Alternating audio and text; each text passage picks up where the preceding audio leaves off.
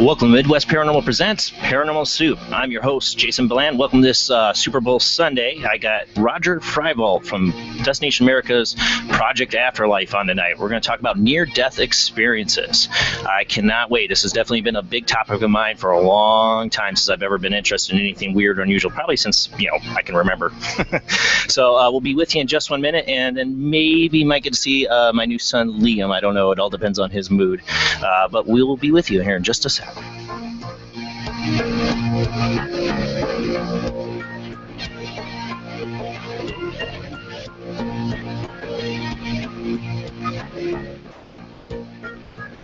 Hello, everyone.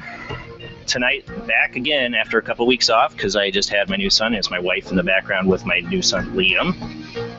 I know a few people wanted to see him. If I can get the music on.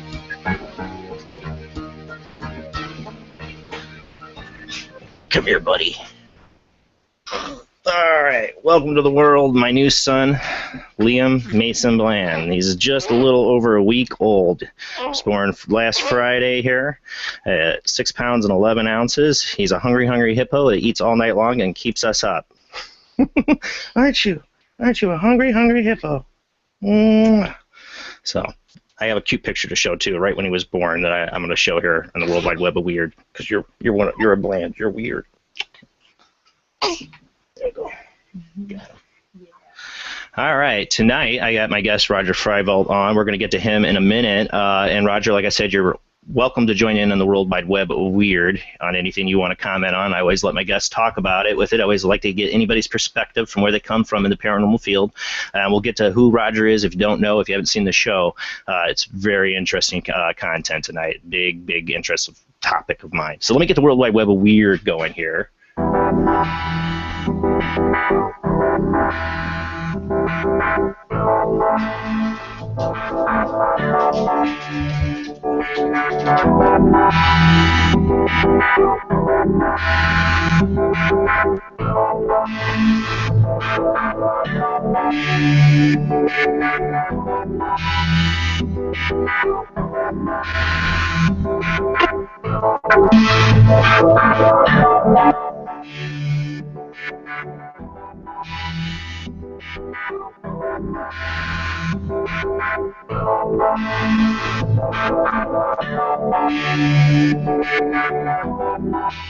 Alright, on the World Wide Web of Weird, we have a little bit of everything. We got a Bigfoot, we got a ghost, we got a laptop from Greek times. We got all a little bit weird. I'm trying to get through it as quick as I can here. Tonight, we're going to start off with a good old Sasquatch, but this one was caught in Spain at a ski resort. Bosses have combed parts of the Pyrenees after this picture appearing to show a mysterious Yeti-style creature went viral on the internet. Let me pull up that video. It's actually just a picture. I think it's just on the video they're showing. And not that you haven't seen enough Super Bowl ads. Email? No, my computer's out of batteries. Leave it. All right. This skier sounded the alert after posting the photo taken at the Formigal in northeastern Spain on a popular website with the message, "Strange animal spotted in the Formigal." I know I'm pronouncing that wrong. What the hell is this? The picture was retweeted 1,000 times. It looks like the abominable soul man. He's totally like a white Yeti. Or actually, it looks like the creature from Star Wars and Empire Strikes Back, the one that Luke cuts the arm off of. I know, Star Wars reference. But look, he's like playing peekaboo there. Totally looks like the snow creature from Hoth in Star Wars. So that was the Yeti. That's our Bigfoot edition. That's all I got. Bigfoot stuff. I look for the newest stuff come around. That's probably the newest videos I've gotten in a long time. Bigfoot stuff. Usually I'm finding stuff that's been months old. The next thing up, this has been going worldwide weird, is the ancient Greek laptop. I know some people might have seen posts about this. They think this is proof of that somebody has a laptop back in time. You see this little thing here, this icon, or this just looking at a tablet. Now, if it had an Apple symbol on it, like Macintosh, I'd be more convinced. But they also say like these holes here are like ports, or audio ports, USB ports, or whatever. But of course, the scholars are saying that was something that was drilled into the wall, like a copper basin that was built into that wall that's not there anymore, and that's what you're seeing. And that they used this could have been a number of things that was not a laptop. But I've been seeing this all over. You know, I'm interested in time travel. It's a huge interest of mine. I love for the stuff that comes up for, you know, that believe that, you know, somebody had a cell phone in the past. But most of the time they debunk these things. And this one, I'm not screaming it says there's a time traveler at all. It could be anything we don't understand from the past. The next thing we got here, let me pull up the next audio. This one's an article. I don't have any video to go with this, but this is interesting.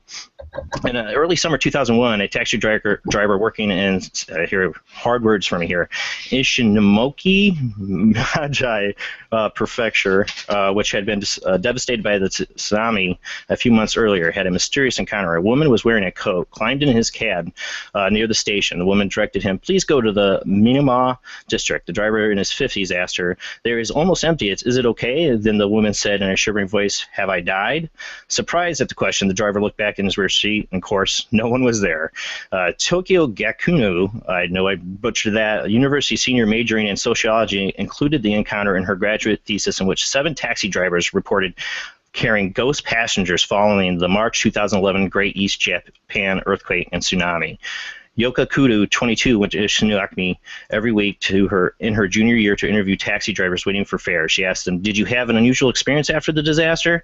She asked this question to more than 100 drivers, and many ignored her. Some became angry. However, 7 drivers recounted their mysterious experiences to her, like the one I just read. That, you wonder, these disasters, or so many people died, if there's not going to be some kind of, wake spiritually, ghosts or spirits after that. I mean, so many died in that horrible incident. You got to wonder, and they died so quickly too. Some people didn't know what hit them. There'd be some confused spirits running around. So I thought that was posted, I think, by Chris Beal on our Paranormal Soup page, member of our Midwest team, and I thought that was a really interesting story. So I definitely want to read that for the ghosting. But there's more. There's more than that for ghost here too. We got a couple things. Let's see. Mom claims to have captured ghost monitor on a baby monitor.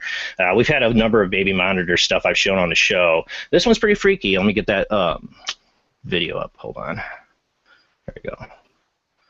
You get a number of these people, but I always wonder is what's recording it. I guess some baby monitors must have a record function.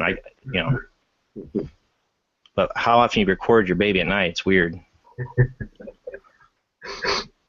These little cameras are so susceptible to light manipulation and dust and particles for a lot of stuff to get confused to be paranormal. I don't know. It's weird. It's weird. We've seen some weird baby monitor footage on this show. It makes me paranoid getting another baby monitor and look in. I'm going to see something freaky and something running in the room and find that there's nothing there. That's not what a parent wants to see. Whatever it is, I don't think it's dust. It's weird the way it moves. It's not like your normal, flyby dust. Hello, I'm an orb. Flyby. No, it kind of floats around and lingers. It's definitely weird. So I give it some credit. It has, it's not, unless there's some kind of light coming through there that we don't know about. It's only I could see. I mean, a flashlight could kind of look like that in there, but that would mean they were hoaxing it. I doubt it's a hoax, though, the way it came about. Lastly, on the World Wide Web, not last, I have a UFO footage to show. Let's do that first. Let me get to the UFO footage, and then I got one more thing. UFO over Las Vegas. This was January 9th. Let me show the footage is coming up here in a second. This was taken in Las Vegas over the hills now. A number of people saw it, but nobody seems to react to it. This is a very close-up zoom image. They'll show you the unzoomed image here in a second, but it's weird. It could be a blimp, but it's kind of odd. I know a lot of blimps get mistaken for UFOs, so it's very possible. But I thought this was some weird footage, especially when he pans back. You see it in the distance. It seems very odd. And it's Las Vegas, man. It's the hotbed of government UFOs or them test flying stuff. Art Bell's from there, and he always talks about all the stuff that people see there. This footage, it seems really odd. I don't know. It could be a blimp. Could be. And then lastly, on the World Wide Web of Weird, I have one video of a person eating this. I've always talked about this with my wife and my friends over the years. I have a question, an internet question I ask people, would you eat meat grown? Now, listen to this, grown on a stick. It was our meat on the stick question. Because one day science will be able to make meat out of cells. Just grow it. Would you eat it? There's always a question. I always ask people to see what the response was to that, because it's an idea of how we're changing as a society, the things we accept. I personally am not enthused to eat meat on a stick. That's just my personal opinion. But the revolution's here. They just as the car industry has abolished the horse and buggy. This comes from Carolyn Rolfe, an article she did on this with meat. When it comes to making decisions, society is quick to choose comfort and convenience over sustainability. So if you can beat them, join them. These innovators have grown meat so that soon you won't have to think twice before biting into a juicy bacon-wrapped cheeseburger. Cultured meat, which is meat grown outside of a living animal, will make its debut tomorrow, February 4th. Well, this article is from a few days ago, of course, in San Francisco. It's here that the founders of the Memphis Meats will present a new kind of farming, one that provides the same delicious meat we so often crave without the environmental drawbacks and health risks. So it's meat. It's cultured from cells. It's literally, like I said, grown on a stick. Here's somebody taste testing it. We'll play it. Let me get the audio up. Hey, this commercial, I had 3 friends that helped work on the audio for this, by the way. One was a former band member. Hannah, you have eaten, tasted, digesting. Your thoughts, what did it taste like? I was expecting the texture to be more soft. There's really a bite to it. And there is quite some flavor with the browning. And I know there's no fat in it, so I didn't really know how juicy it will be. But there's quite some intense taste. It's not that juicy, but the consistency is perfect. I miss salt and pepper. And no ketchup, Richard. No ketchup. My goodness, Josh. But does it taste like beef? Does it taste like beef? The texture, the mouthfeel has a feel like meat. What Hani was just saying, the absence is, I feel like the fat. Like it's a leanness to it, but the bite, feels like a conventional hamburger. What do I say about this video is nobody here seems too excited about eating it. Like, yeah, it tasted really great, or anything along those lines. It's the texture's it's kind of like meat, I don't know. They definitely were not excited to talk about that. Yeah, the woman's face when she's eating and she looks up like to give like, oh yeah, good. It's the future scares me. It scares me literally. I'm gonna walk into McDonald's and be like, do you want real meat or do you want cultured meat? And then one day it'll walk in and be like, we only serve cultured meat here at McDonald's. It's coming. Of course, all the stuff they say at McDonald's puts in their meat. I guess I shouldn't, eat either. But yeah, the future scares me. All right, so tonight we're going to have Rodger Frievalt on here. That's who we're just talking. We're going to talk about near-death experience. I'm going to tell you a little bit about Rodger. Once a skeptic of all things supernatural, Rodger Frievalt became so inspired by witnessing modern-day miracles that he left behind a successful career in sales and marketing to become a full-time minister and healing evangelist. As part of the investigating research team of the documentary Dead Raisers and the reality show Project Afterlife, he sought to unlock the mysteries of the resurrection with the help from real people who say they have cheated death. Through cinematic recreations and first-person interviews with survivors, he's learned directly from the survivors about the moment they realized, hold on, lost my weight. Reading this off a tablet is not the best learned directly from survivors about the moment they realized they were dead, what and who awaited them on the other side, and what it felt like to die and come back, and how it changed their lives afterwards. Rodger is now a pastor at Victory Center Church on Madison, Wisconsin. So another Madison person, another Wisconsin person, I should say, actually, not Madison. I have met a few people, paranormal investigators from Wisconsin. So, yeah, definitely. That and Pennsylvania. Pennsylvania is the one. That one I get so many people. I've had so many people on from Pennsylvania. All right, let's get the cameras back on here. So how you doing tonight, Rodger? You happy that the Broncos won? I am very happy. Me too. Sorry if I have anybody watching the show tonight that was a Panthers fan. I'm sorry. But I like Peyton Manning, and I really wanted him to win this one and go out in style. And I hope he learns and retires. I honestly want to retire at this point. I hope he does too. Yeah, That would be a good move for him to just hang it up and go out in style. Yeah, go out in style. Go out on a win. 50th win. Come on. All right, so tonight we're going to talk about near-death experiences. You like to, one of the things I noticed in the show, Roger, is you guys like to call it resurrection. Mm-hmm. So, well, okay, so there's a difference between a near-death experience, yeah, NDE, and a resurrection. So for the show, we were looking at specifically people who had clinically died, because if you look into like the near-death experience, there's a lot of people that have them that don't actually go through clinical death. Mhm. And I'm not taking away from that, because you can experience without dying, you just get near to death. But these were people that actually they weren't near-death experiences, they were actually death experiences. Right. So I wondered if that was the distinction, between that. So we're looking for people. What is the difference? Well, a near-death experience is someone you can have a neardeath experience without actually physically dying. Without your heart stopping and so forth? Yeah, and actually, if you really look into near-death experiences, some people don't even come close to death. They just have, they're in a position where it feels like they're going to die, and so they enter a state that's very similar to death, or coming close to death. Near-death experience. So for the purpose of the show, we really wanted to stick with people that had actually not just gotten near to death, but actually had experienced death. So it was the other side of death that they were. So it's like people who flatlined, just for so long, no heartbeat, anything? Yep, people who had gone through death, actual death, and then the resurrection part was that. Oops, sorry. The resurrection part being that they actually had to be raised back from the dead, back to living. Yeah, I wondered that. I'd watch the show and I'd be like, so I wonder if there's a difference, because I never hear you guys usually say near-death experience. It's always usually use the term resurrection, which gives it an even more ominous kind of tone, because they're coming back to life from the dead. So, Roger, what got you into all this? What changed your life? You said you had a paranormal experience, or a miraculous experience. I shouldn't maybe not say paranormal. Something happened to you. By definition, paranormal is anything that can't be explained by science. So exactly. Any type of Christian miracle fits under the realm of paranormal, which makes some Christians feel uncomfortable when I say that. But I mean, if we're just looking at Webster's dictionary, that's what it is. It's kind of like, I don't know if I can call it paranormal. I don't want to offend, because I mean, before.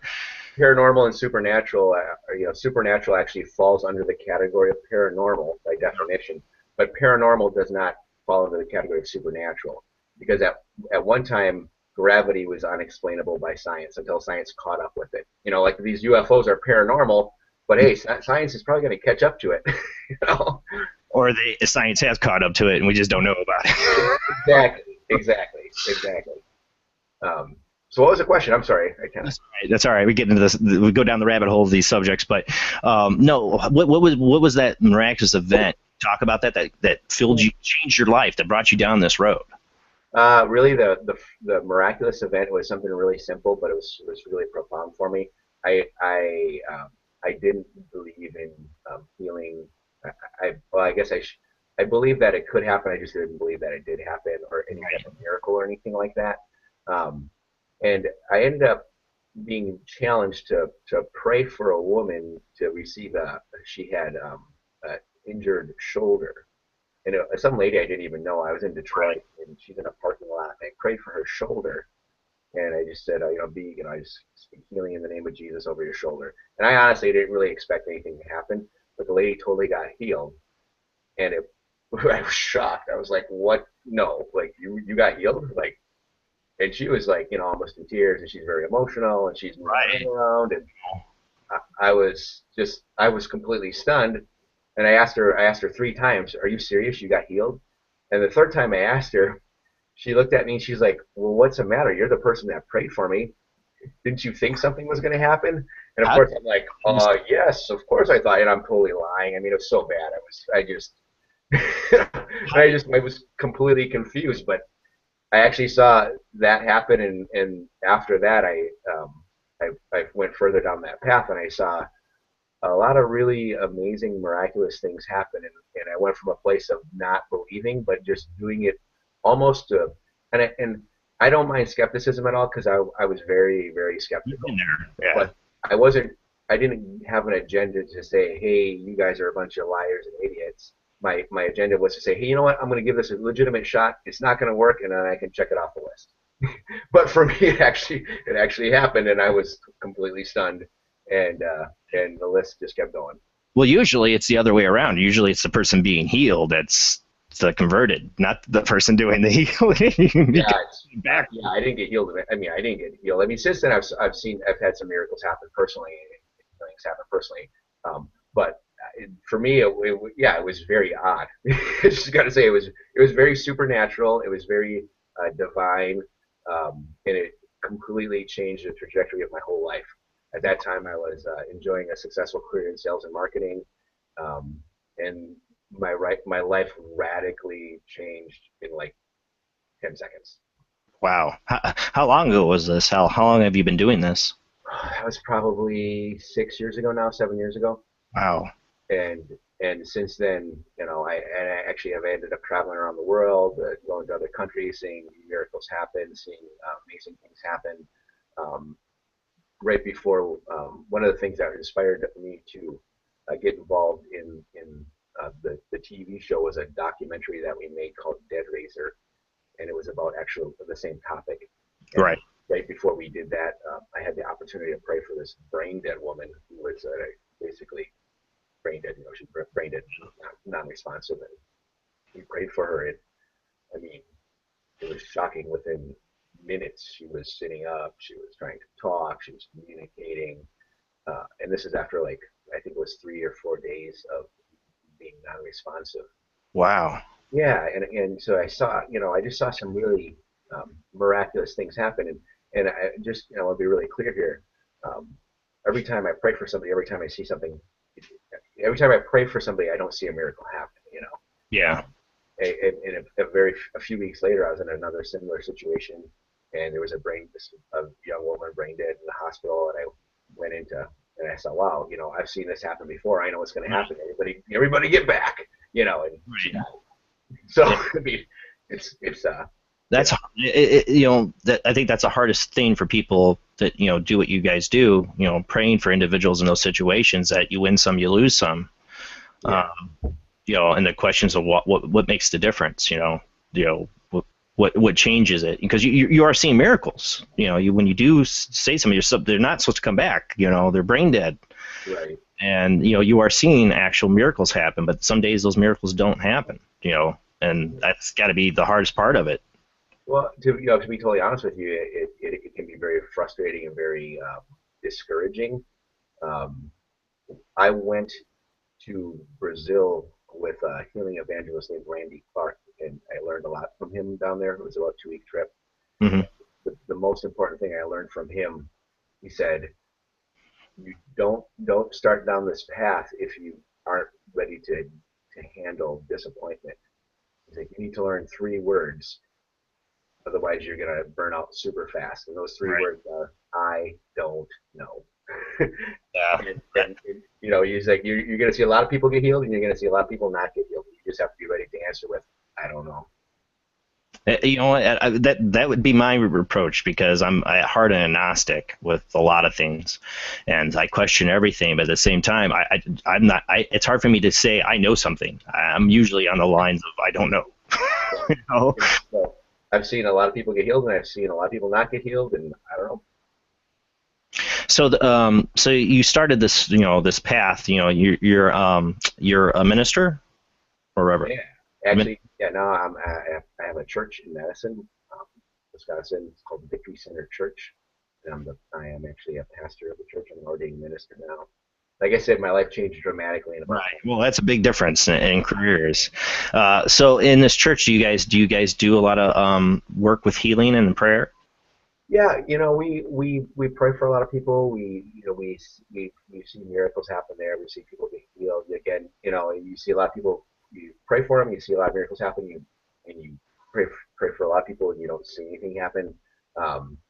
But I've learned never to blame God, and the problem's never on His end. God's a good God, and I'm not. I don't blame the person for not getting healed either. If anybody's going to be at fault, it'll be me, and I can come back with I don't know. So I don't bring condemnation or guilt to anybody for not getting healed. I just know that God's a good God, and anytime somebody has the courage to ask for prayer for healing, that's a big deal. Because you're opening yourself up for disappointment. So I would never want to discourage anybody from saying, you know what, maybe God can heal me. Maybe there's a hope for having a miracle. Maybe there's an answer to this. I was at a funeral of a friend yesterday. Oh, sorry. Yeah, he lived a full life, and he had a long battle with cancer. He's amazing man. And he died. He died from cancer. Yeah. I know it's not God's fault. I know it's not the man's fault. I know that, I know he's in heaven right now. He didn't, his family was believing and praying for a miracle right up until he took his last breath. He didn't get healed. I don't know why, but. You wonder the questions, to that, why some people you're able to heal and why some people you're not. And you could go down a lot of different paths of, ideas and theories on, God's plan. But in the end, it's like you said, you don't know, and how are you going to know, Now, when you started getting into the like doing the Dead Raisers documentary, it was a documentary, right? Dead Raiser documentary. When you started getting into that, how did you get involved in the resurrection experience? With people coming back from the dead. How did that interest come out of your healing interest? Well, when you look at the scripture, Matthew 10:8 says, "Heal the sick, raise the dead, and cast out devils." Jesus says this all in one verse. And for many years, I just read over that like everything else, didn't really put much faith in it. Yeah, it's in the book, whatever. But when you start to seeing heal the sick, well, the next words are raise the dead. Raise the dead. And if healing the sick is possible, and I saw that happen, well, what about raising the dead? Why aren't we seeing that happen today?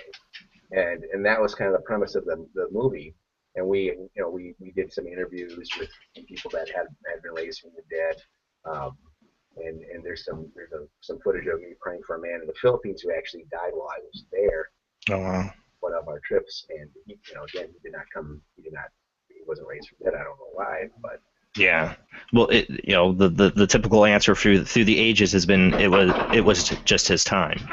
He was like 42 years old. He had yeah, and that's to me, like my father-in-law, who is an atheist, who lost a sister. I mean, to him, it's like screw that explanation. There's some people they're going to turn to anger. They're going to turn to screw God. Because. But you face that, I'm sure, in your time being a pastor, you've had to face that.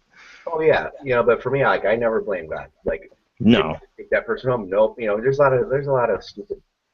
Sorry, I mean, we're stupid. There's a lot of teaching out there that doesn't make a whole lot of sense, and it doesn't really line up with God's character that's revealed in the Bible. Yeah. Oh well, God needed another angel in heaven. That doesn't really. People become angels when they get to heaven. That's weird. Yeah. Doesn't make any sense. And or God needed your father more in heaven than you needed him here. Really, God needed. I mean, this doesn't even make any sense, and it really doesn't line up with anything in the scripture. We just have a lot of, like Randy Clark said, he taught me not to try to explain things because we end up blaming somebody.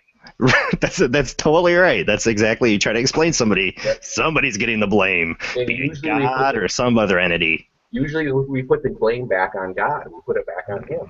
And one of the things that come out in Project Afterlife with the people that we get to interview in that show is almost all of them there's a position where they're almost all the ones that actually have like a conversation or face-to-face interaction or some type of interaction with God or Jesus in the afterlife. He gave them a choice. He said, "Well, what are you going to do? Are you going to go back?" You should, they legitimately had a decision to make, or some of them didn't. Some of them just got, I need you to go back right now, or your family. Right. But some of them had a legitimate decision, like, are you staying or are you going? Your wife really wants you. I think you should probably go. And he's like kind of saying, he's like strongly suggesting something to them. And then they're like, okay, I'll go back. But at the same time, that some people are probably like, she can make it without me. Right. Like, oh, she'll be fine. This place is great. Yeah. Yeah, you wonder, we don't know what happens after somebody passes on, just for what you've, done in your interviews. I know my wife was just in tears about an hour ago. Of course, she's still hormonal and emotional, but she ends up YouTube, or Facebook is an evil place for a hormonal woman. It's just had a baby. There's a video somebody posted of a woman there who died on the operating table from I don't know, a bad delivery, and they put the baby up to her, and it's crying, and she comes back to life. Oh wow! And that just broke my wife down in tears, But you wonder, she's on the other side. She hears that, because she hear that baby crying, does that call her back, It's interesting if it's real, how these things are. But it's interesting. Some of the cases where we documented where the person is actually they're not even in the afterlife. They're having an out of body experience, so they're on the table and they're dead, but they can still see their friends, their family, the doctors. They can see all these people moving around, and sometimes they need that extra motivation to get back into their body. Right. So I'd love to hear this woman's side of the story about if she even remembers what was going on, or if she could hear the baby crying, Exactly. Yeah, that's what I was interested in, if that's what pulled her back, if that was in her memory. So you doing the healings in that you've done. Just so people are watching. There are some people are having trouble watching right now. YouTube some nights it gets overloaded, and tonight's one of those nights, I guess. And there's probably from backlash from the Super Bowl, but some people are having some streaming options. If you're able to hear any of this and it goes out in and out, try to reload it. That's sometimes it works. I don't know. Anyways, you got involved in this because I can see you doing the healings, that you had to start healing people that were dead. So you're trying to bring it back. What was the first time that happened, that you guys were going to try to literally bring somebody back through prayer? A stone cold dead person. Yeah. It was in this country, and they were really dead. They had passed away for. This is the first time. Yeah, they had been dead for at least a day.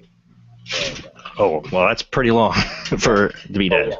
Yeah, they were dead. They were, and it was completely terrifying, to be honest with you, to actually pray for somebody who had, died. And well, yeah. I had flashbacks to every single zombie movie I'd ever seen in my life. Right, that's what I would be thinking about. To be super honest with you, I was I couldn't believe how terrified I was. And you visualize one thing. You're like, Eric, you're gonna do this, and I prayed for prayed for this pregnant lady, and I've seen her come back, and I've seen these miracles. I saw a lady get out of a wheelchair that she actually had to get carried into a room, and then she walked out. I mean, I saw some pretty awesome stuff.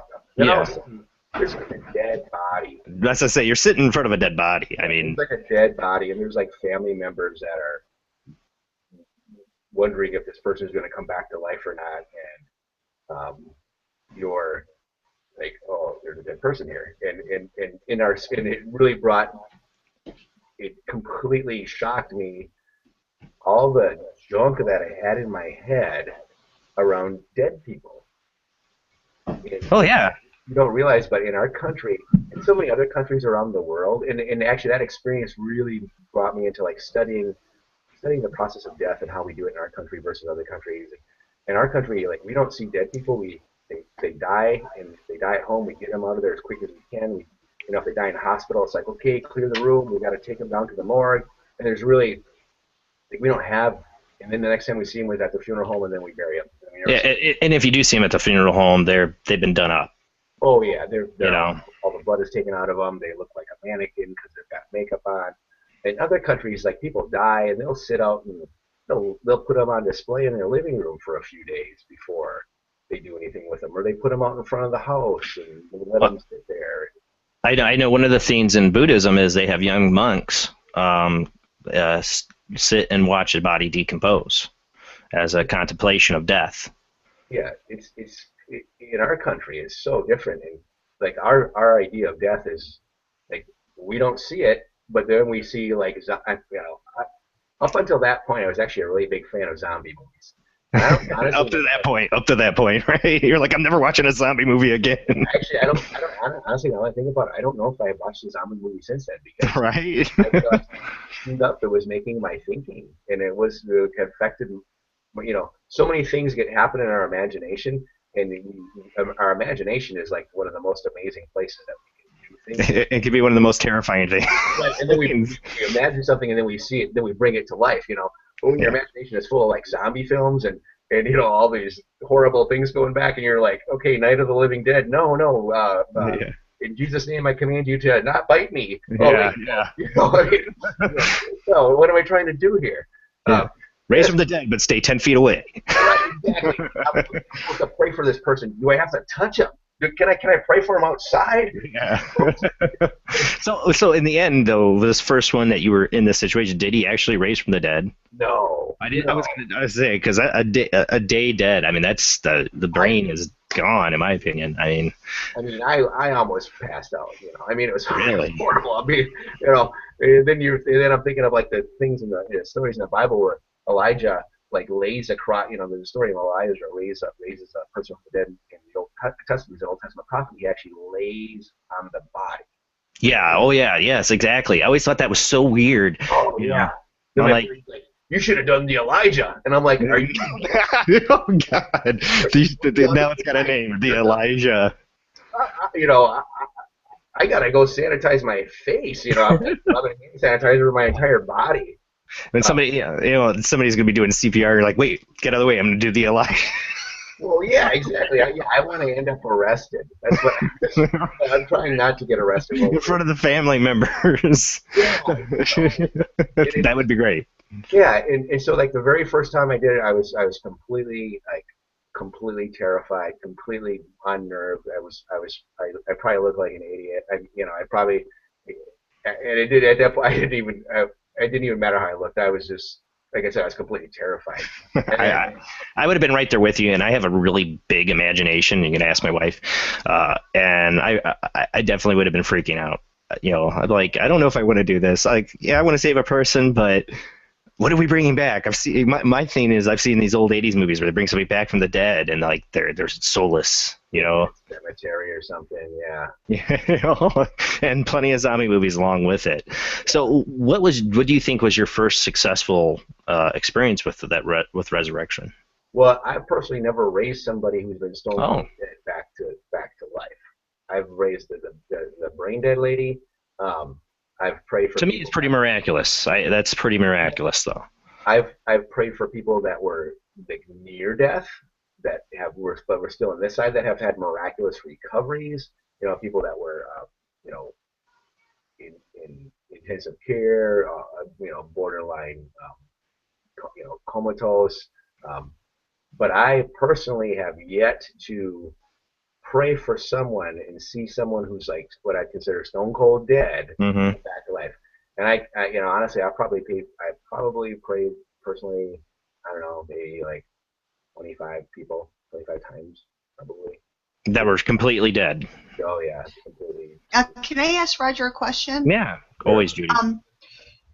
I haven't had the chance to watch your show yet, but do you talk to people about what their experiences were? Yeah, absolutely. Yep. Have you ever? This is something that's really had me curious. If someone's like been in a deep coma for, maybe not years, but a pretty long time, do they have this similar type of experience as someone with a near death or a death experience? Oh, that's a great question. Oh, let me think. There was one of the most interesting cases in the show, I thought, was Rick Madison, and he's in episode 1. He died, so he was actually dead, but then they brought him back, and then he was in a coma for about 30 days. And then I think he may have, like, he died a few times in that process. Yeah. And I don't think he could differentiate between being dead and being in the coma, from what I recall from his account. But Rick Madison, he's in episode 1, and he was really I personally didn't interview. I wasn't the lead investigator on his case, but I studied his file a lot, and I got to watch a lot of this. Right. And he actually was dead when he was in this coma, and he was died, and he actually got out of his hospital bed. That's crazy. In his spirit, walked down the hall, found his mom. I thought it was this one. Yeah, I remember this one. Praying for him in the chapel. Yeah. And he was mad at her because he was like, "Why are you praying for me? This is stupid." He didn't believe in God. He was just really like, "Fine." It's like I'm walking right here. Yeah. And that's when he realized. And then he's like trying to talk to her, and he's like, "Hey, why aren't you listening to me?" And it was like, "Oh shoot, why isn't anybody listening to me?" I used to work as a neurology technician and doing EEGs and tests on people, and I had 3 people that were in comas for a while, and I went back and did their tests after they came out, and they told me the same thing, walking around the hospital, Really? seeing people, not really knowing what was going on. Of course, then you have the ones that say they heard everything that was going on during that time. That's common, but yeah, 3 people in the 12 years that I did those tests, same thing, walking around the hospital trying to figure out what's going on, seeing their loved ones not seeing them, and having no idea what's going on with them. Yeah, the out of body experience is really. And were those people were they actually did they have brain activity the whole time, or? Yeah, but they were very deep coma. They had slow wave brain activity. They're deep coma. Yeah, I recently talked to a woman who was burned very severe burns in her body. She didn't die. She actually.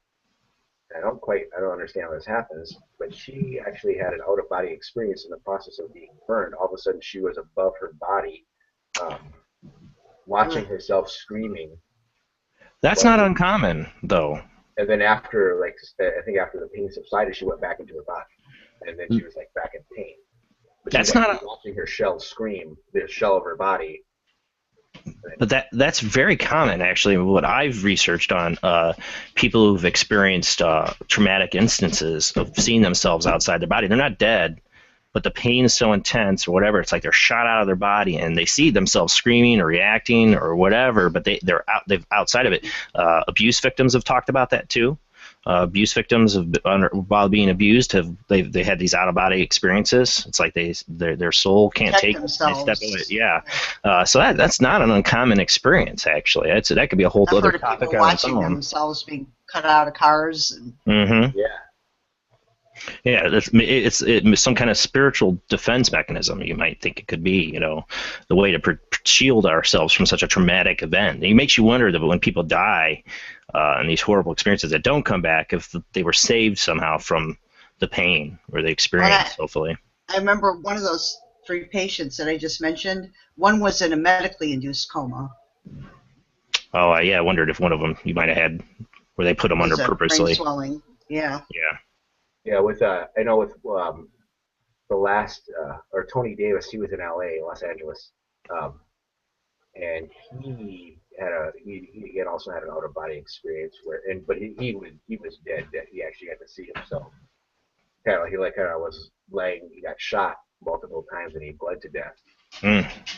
And as he was laying there, all of a sudden he kind of felt like he was floating, and he turned around, and there he was on the ground, and he was like, "Whoa, I'm not in my body. There I am. I'm dead." Yeah. I had an ex-girlfriend that told me a story once, and she didn't tell this to many people, but she, when she was a very young girl, I think she was only 5 or 6 years old, but it scarred her for life. She remembered it. For some reason, her heart stopped. She stopped breathing. They never figured out why, but she remembers being out of her body, seeing them taking her into the ambulance, her grandmother being there, which had passed on, talking to her while it's happening, like calming her and telling her everything's going to be all right.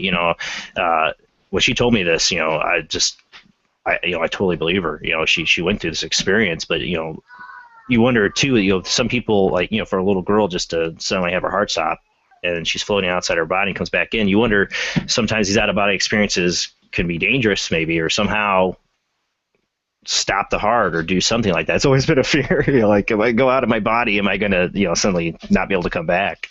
Well, it's interesting you're talking about the heart stopping and the grandmother being there. Diane Martin was one of our episodes too. She was a woman who they actually stopped her heart as part of a medical procedure, Hmm. and they stopped it for it was an extended period of time.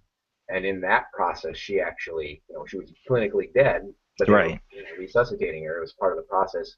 But she actually went into the afterlife, and both of her grandmothers were there to talk to her.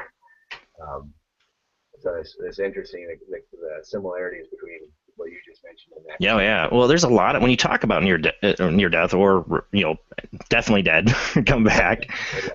There's a lot of similarities. Not always, there's definitely I think people have their own kind of little bit of a personal experience. Is that how you've seen it? Everybody kind of has their own kind of personal way Well, it goes for them, or yeah, I mean, it seemed like every experience was very. There were some similarities, and some of them were just really different.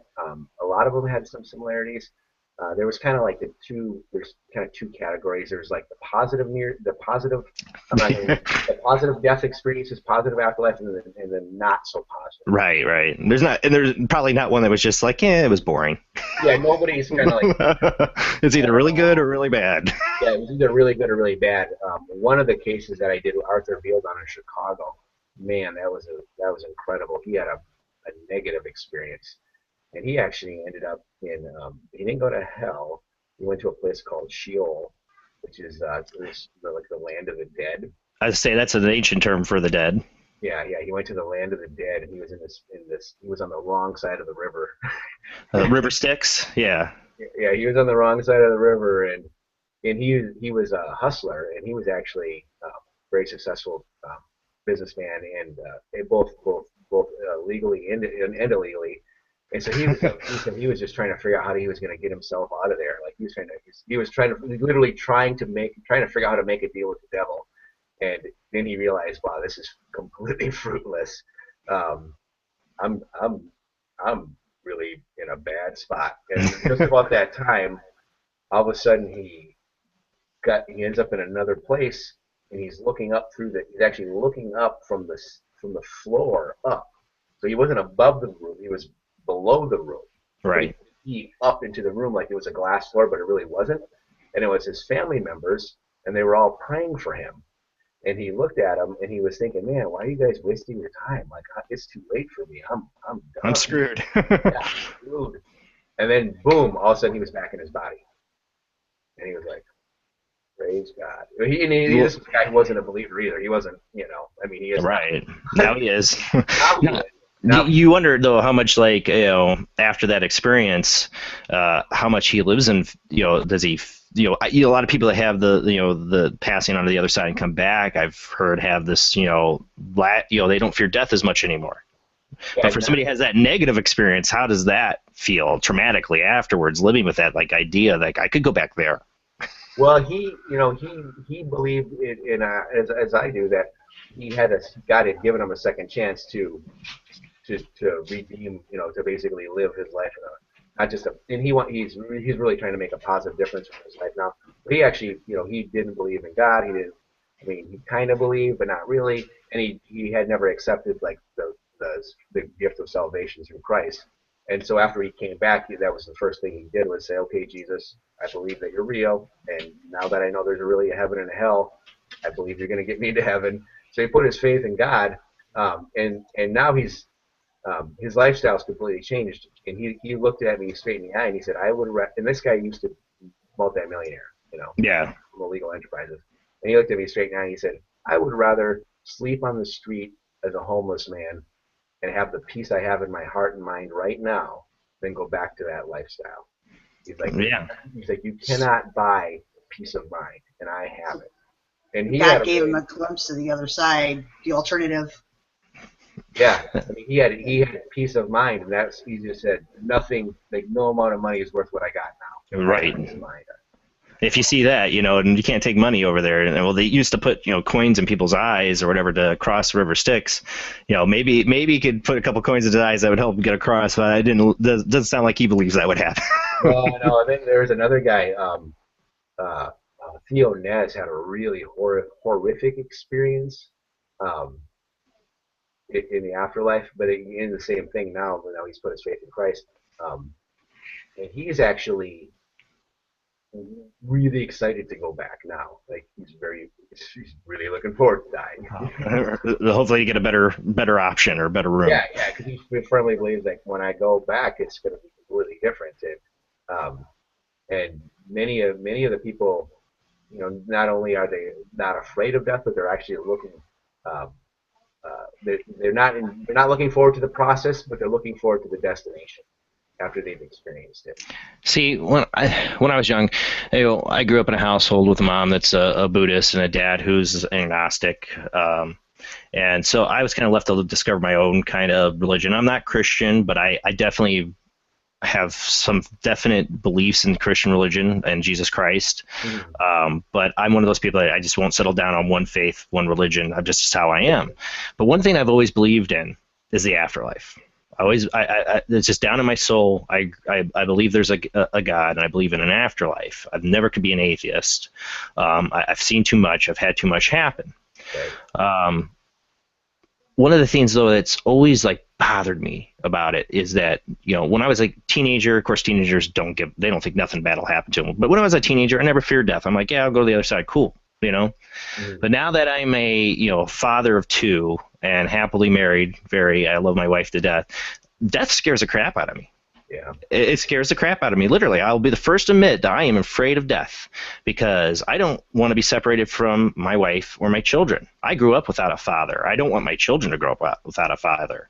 So, like, if I am given the choice, if something happens to me and they're like, if they start to ask me, like, do you want to stay here? I don't care how beautiful and great it is.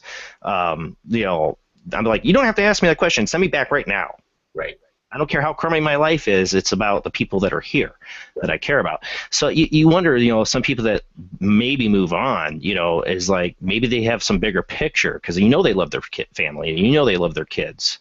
So you always wonder what are they seeing that if it is a choice, what keeps them on that other side, away from the family members they love. These people love their family members and don't want to be separated from them. Maybe it's the knowing that they'll always see them eventually, but still.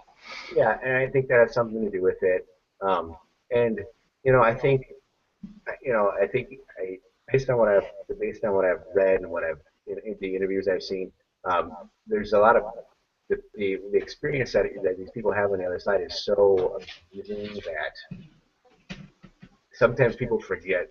Even the people that come back, at some point they have to get reminded that that they have a wife and kids and.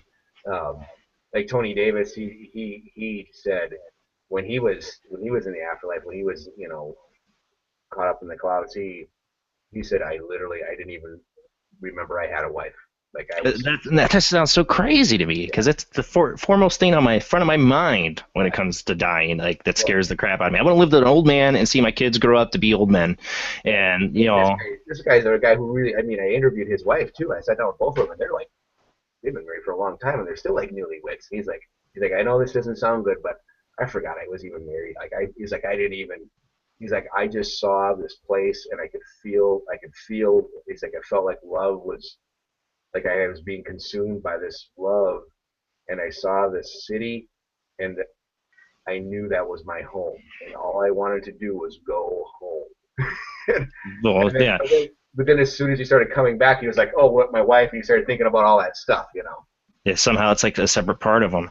Now, you said something about he saw a city. I wonder, I've heard there's people seeing like a wondrous glass city or something. It almost sounds like Oz, some people's description of what they've seen. I've read a lot of, I call them near-death experiences, but yeah, resurrections, people that were dead that see these things. What are some of the common, like the things that are most common that people see? Like it seems to always like you say, oh, wow, yeah, this is just like what somebody else said. You have any common variables?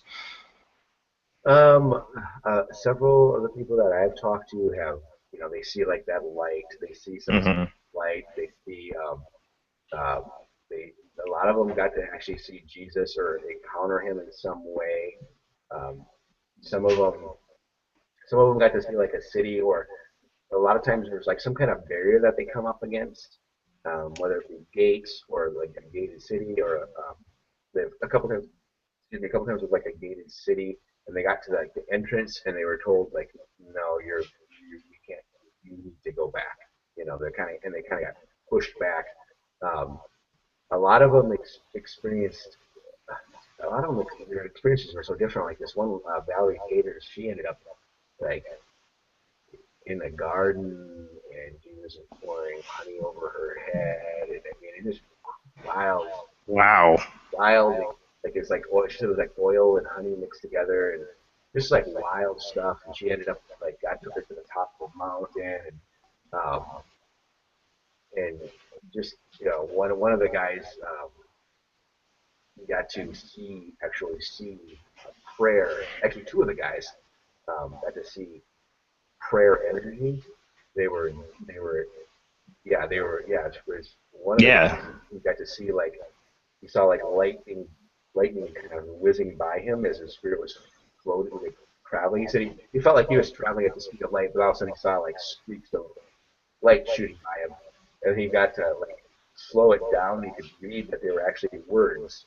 They were words that people were praying for him. But it was like light energy being transmitted, and actually was getting to heaven before he was getting there. So when he got there, the prayers were already there. It was pretty wild stuff. Wow. Another guy, he just instantly died, fell off his horse and was dead. And he said he was in the presence of God, and he didn't get to see anything except he said it was just darkness. But he said he felt so good and he was so happy. And then all of a sudden he saw like these little like flares, like little. They look like little balls of light shooting up from the earth. And he was like, "What are those?" And God's like, "Those are prayers for you." And he said they would come up and they would like stop in the presence of God and where he was, and then all these little balls just kept getting big. They just kept coming up, and then pretty soon like the illumination got so bright that it just like flashed. Yeah. And then next thing he's opening his eyes and he's back in his body. So it's pretty interesting to see that the spiritual energy that is contained in our words and in our prayers. Pretty wild stuff. So they get that more than just from one person describing kind of almost similar things, the electric energy like that, and as being prayers. That's interesting. That they are seeing our thoughts, or it gives us a glimpse of maybe how it works on the other side a little bit. Now, doing this, what was one of the you think, I mean, either doing the show or just in your own research, one of the most, to me, solid, most interesting accounts that gave you probably the most details, what you think about the afterlife, you really think is solid evidence? Well, Arthur Veal, he had so many, when you talk about afterlife, he had so many details. And this, he could describe like big details about where he didn't know where he was. He never heard of Sheol. When I was talking to him, he was like, what? I mean, he wasn't like a Hebrew scholar. He didn't know anything about. But he knew that word when he came out, right? That they told him it was Sheol, or? No, he didn't know what it was. He was telling it to me, and I was like, dang, like this guy's been to Sheol. Like, I mean, he like it was like he was. It was incredible. When he was telling me describing where he was at and what he saw and what he heard, like I had goosebumps. The hair was standing up on me, on my arms, and on my neck, and I was getting. That was really one of the most intense, detailed descriptions of not the good, it wasn't heaven and it wasn't hell, but it was in the land of the dead. Kind of like purgatory in a way, or? Yeah, it's kind of like the idea of that, maybe. Yeah, it's like it's the place where you go to await judgment, and like, even like the sounds. Because if you look up, if you do research, you find out it's oftentimes called the land of silence, and there's they actually have like the spirits there, according to the ancient Hebrew text, make like these little eating sounds. And he was telling me about the spirits that he saw there and how they were making these eating sounds. And I mean, it was wild. Like, and again, this guy had no idea what he was describing. He couldn't make it up, like, right? Yeah, he wasn't making it up. He had, he had no ulterior motive. He was a very matter of fact. He said, he's like, I don't care if you believe me or not. I'm not trying to get anybody to believe me. Right. He was very matter of fact. If you see the episode, you'll get that vibe from him. It's very like not trying to impress anybody or anything. You know, again, like a guy who had millions of at one time had millions of dollars and bought Mercedes. I remember that one too, yeah. And yeah, I still think though in the back of his head, you got to think though, the back of his head that he there's got to be some place that he's like, I know I've changed everything, done everything right, but just me, I ain't not done enough, and I'll end up there. You know, it would scare the crap out of me if I saw something like that and then came back. It would scar me horribly. You know. I mean, what about people? I'm sorry. Go ahead. I was wondering about if you've dealt with people who commit suicide and came back. Well, that's a good one. I've read stories about it, but I personally haven't interacted, or we didn't do any of the shows. We the closest thing we came to that was people who died from drug overdoses. Yeah. But nobody who would intentionally kill themselves. I mean, people who accidentally killed themselves in drug overdoses. We had one guy in the movie, in the documentary, and then another guy on the TV show who did that. Yeah, one of the things that too curious is I'm a big Art Bell fan. I don't know if you're familiar with him. He's been a radio host for 30, 40 plus years. Coast to Coast. He wasn't on the show when I did it, but. Yeah. He used to be on Coast to Coast. Now he does his own internet thing. But a long time ago on Coast to Coast, he had a person on. They called it Sarah's Story. I don't know if you're familiar with it. And she tells a story. She was, a Christian woman. She a believer. Never had anything. She can consider that she did wrong in her life. Happily married, and she gets hit by a car. I think she was on a bicycle or something. She gets hit by a car and she breaks all of the bones in her body, dies, like is clinically dead, and comes back. And her story is she saw hell, that she went to hell. Have you run across that? Like somebody who didn't feel like they did anything wrong, they were, and being a Christian and all that, and then they had a resurrection or near-death experience and they went to hell.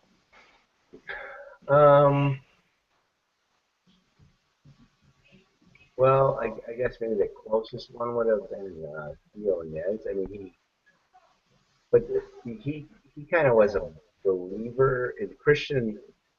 There's a Christian religion, and what the thing with being a Christian, for me, what makes me a Christian is that I have Christ in me, like not my belief system, not my theology, not my doctrine, not me subscribing to a certain set of religious theory, but it's like literally like accepting Jesus Christ in my heart, and I personally know I will never be good enough to get into heaven, but I don't have to be because I have a Savior. So if I was depending on my own goodness, I don't know if I would get there. You know what I mean? Well, that's what I wondered if that would be kind of how you would answer, if that's how you would see it, as that who's the judge what kind of Christian she was. I just remember the story, hearing it on there, but I always found that interesting. That she ended up in hell in this experience, and there's other people that have ended up in heaven. I've heard and read experiences of people that have been in heaven that weren't living such great lives, but they still ended up there. Right, and I would certainly never want to judge her. No, I know that. But just that would be the first thing I would think of. It would be like, well, I don't, there's Christian, because it's a complicated subject. I know that. Yeah, but you go around the term Christian, and you look at in certain countries where the Christians are out killing everybody. I mean, yeah, they're not Christians. I'm just going to give you a heads up on that. They're not really Christians. They're calling themselves Christians and they're killing people, in the name of Christianity, and that's demonic. Yeah, well, that's been going on for 2,000 years. Yeah, we've had a long history of people calling themselves Christians who are nothing close to what Christ had instructed us. I mean, yeah. Christ gives us a commandment. He said, "This is what I command you: love one another." Oh, and again, in case you missed it the first time, I'm going to tell you, love one another. I mean, he says it over and over and over again. That's his command. So anybody who's not operating in love, I don't know, man. I'm not, like I said, I don't want to judge somebody, but you can judge a tree by its fruit. No, definitely. But yeah, it makes you wonder, what is a deciding factor? I always thought it might be something like, what dreams may come, where personally your own subconscious of how you feel you should go somewhere. Your own feelings about your own sins or your own thoughts. There's what ends up judging you in the end, and what happens to you after you die. You create your own world based on your own, life you've produced, like, and how you feel and how you feel about your life. Like his wife commits suicide and she goes to a hell because of it, but it's not like somebody sentenced her there. She's put herself in this hell. I think because that's of her why final some moments. people are afraid to cross over because of those ideas in their heads. Why some spirits are stuck here.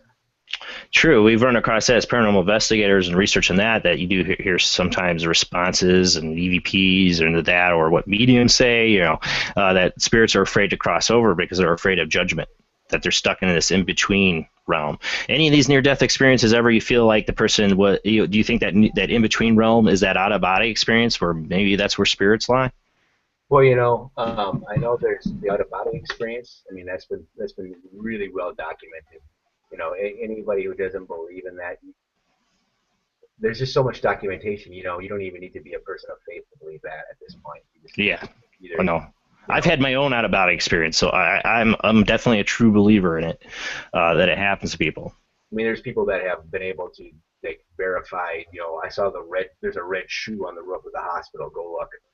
I mean, and it's just so well documented. I believe that out-of-body experience is definitely kind of like the in-between place.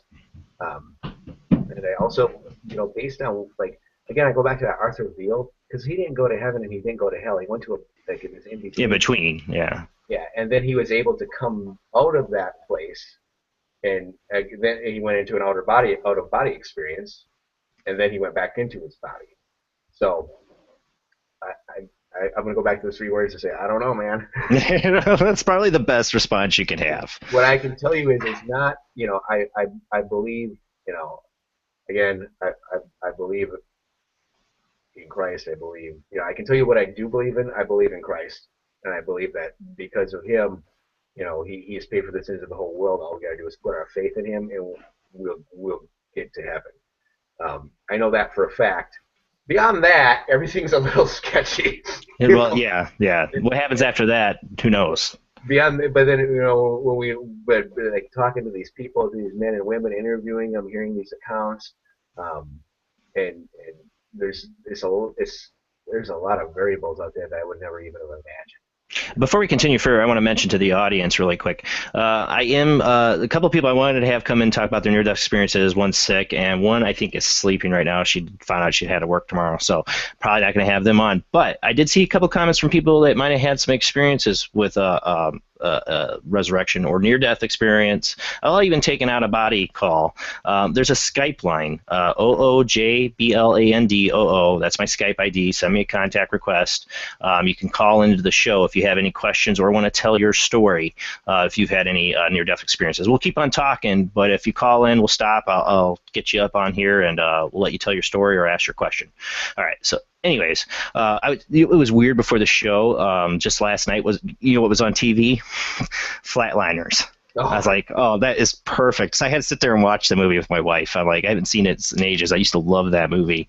Do you think if people, because what we're getting into, this new age of medical, craziness, like I said, growing meat on a stick, well, they can also take blood out of people, completely drain them, stop their heart completely, but put in a cooling agent into the body, into the vascular system, cool the body down. The person could be on the surgical table completely dead, gone to the world for hours, and then they can bring it back after they're done with the surgery. Yeah, actually, that's something that happened. That happened to, I think that's what they did with Cyan. He was dead. Mm-hmm. They put her in a state of medical-induced death. Basically. Yeah, medical-induced death. We're going to hear a lot more of that in the future. Yeah. I know one thing that can happen with that. I believe it's called. I had a friend who went through a procedure like that, not for hours, but for minutes. And what's it called, jarhead or something like that, where it actually affects your brain in a weird way. They have a name for it. And he had some stuff happen to his brain while he was. Oh wow! It affected the way he thought, and he just kind of had like it's not brain damage. It just changes the way you think.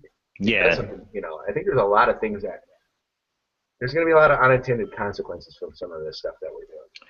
I'm wondering. I mean, I'm wondering because I was thinking about that last night watching Flatliners. I'm like, well, this is back in the 90s. Now they can do it. They can put you down and bring you back. Good chances are they're going to bring you back. So it's going to be interesting what stories come out of this, you know, what people see or happen. Because this is like, you know, accidents happen and you die and you go and you come back. But this is something that is purposely done, like scheduled. Oh, at 2:30 we're going to put you down and we'll have you back about 5:30. I think the surgery will be done by then and we'll bring you back to life. Have a nice trip in heaven or hell. Might be hell. You know, I'd be damn scared if I was one of those patients. I would be. I mean, you got to be terrifying. You're going to be dead. You're going to be dead, and then we're going to bring you back. I would be terrified, you know, to do that. I think we're going to hear some very interesting accounts. But then Yeah. again, we were talking about before the show. Maybe we'll never get to hear them because they'll be shut down. You know, one of the things that we had with the TV show and with the documentary as well is there's people that would love, medical professionals that would love to be able to share information that can't because they'll get in trouble with their employer or they'll get fired. I mean, we did have a couple of doctors that came out and shared information with us about their experiences, but that's more of the exception instead of the rule. Right. There's a lot of things happening out there with near-death experiences and resurrections and just unexplained things, miraculous things that doctors really are really scared to talk about because it opens them up to litigation. It can open them up to, you know, troubles with their license. It can open them up to, you know, being terminated by their employer. And so they just, you know, we actually had an interview set up at one of the hospitals involved with one of the stories. And I'm not even going to say which one. But we were set up an interview to interview the doctor that was working on the patient when he died, and he was really actually pretty excited to do the interview with us. We had the camera. We set up for like an hour to do this interview, and the hospital director and another person in the hospital came into the room and just said, "We're sorry, but you need to leave right now." They shut the interview down. I'm like, "No, but doctor, like the doctor is not going to talk to you." They just shut it down. They kicked us out. Like we got escorted out by security. I mean, they welcomed us with open arms when we got there, and then they like we felt like we were about to get arrested, man. Somebody found out in the higher echelon of the hospital and was like, "What are you guys doing?" No. Yep. He was like, "Are you kidding? Do you know what this is going to open us up to?" And so, Yeah. and that's unfortunate. It was probably a lawyer. Yeah. I was like, "Stop now." And that's more of the norm, you know, for professionals not to want to talk to us. So what you're talking about with these, you know, medically induced deaths, they're gonna be very careful to like not let information get out about things. We won't hear the medical doctors talking about the patient's experiences. They definitely won't, and then they'll probably have a good reason not to. They don't want people to be scared to go under for 3 or 4 hours of what happens, you know. So that'd be one reason. But you'll hear the patients. The patients are going to eventually come out and talk about what happened. And there's that book Life Afterlife, written by you know, Life Afterlife, and he kind of goes through a lot of the how the medical professional used to be back in the 70s, and it really hasn't changed that much. When somebody experiences a near-death experience or actually a death experience but comes back, most often medical professionals tell them, "No, that didn't really happen. No, you know." Yeah.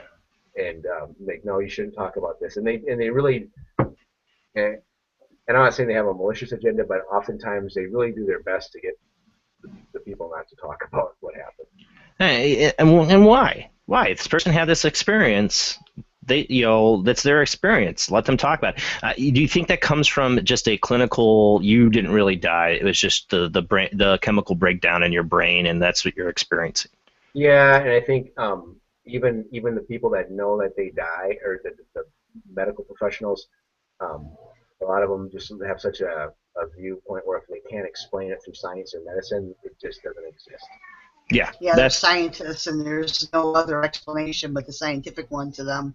Right. So if it cannot be observed through the scientific method, it doesn't exist. So we're not going to talk about it. That's what I loved about the movie Flatliners, though, is these medical students are like, "Screw you, establishment. We're going to go kill ourselves, bring ourselves back." Oh, hold on, we got a call. You there? Can you hear us? Yeah, I better turn this show down. Oh, yeah, don't have it playing in the background. It's just like radio. It'll echo. Okay, there, I shut it off. All right, I got Mike Paranormal here. Yeah, I had a out of body. Nobody can buy it, but it really was real. I got stricken with a sick with pneumonia, and I woke up at like I don't know what time it was, 4 in the morning or something, and I sat up, and I thought I was just getting up. I thought I was just going to sit up, and I looked at my hands, or it was I don't know. I don't know. I took one of my hands and put it through the other one. Oh, wow. So you're having the whole, like, ghost experience, Patrick Swayze kind of deal. And I looked, and I'm like, wait a second. And I looked, and I'm laying on the bed. So, and you were having pneumonia, right? Were you in a hospital when this was happening, or? I was the next day. Okay. Because I had to have somebody come. I did get up the next day, and I had to have somebody come over and get me and take me to the hospital. So I'm lucky. But you know what? Maybe my breathing stopped. At that time. But let me just finish. Go ahead.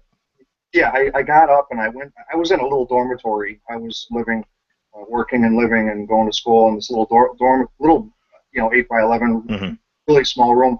And I opened and it's a hallway. It's a dorm. And so when you open the door, you look down the hall.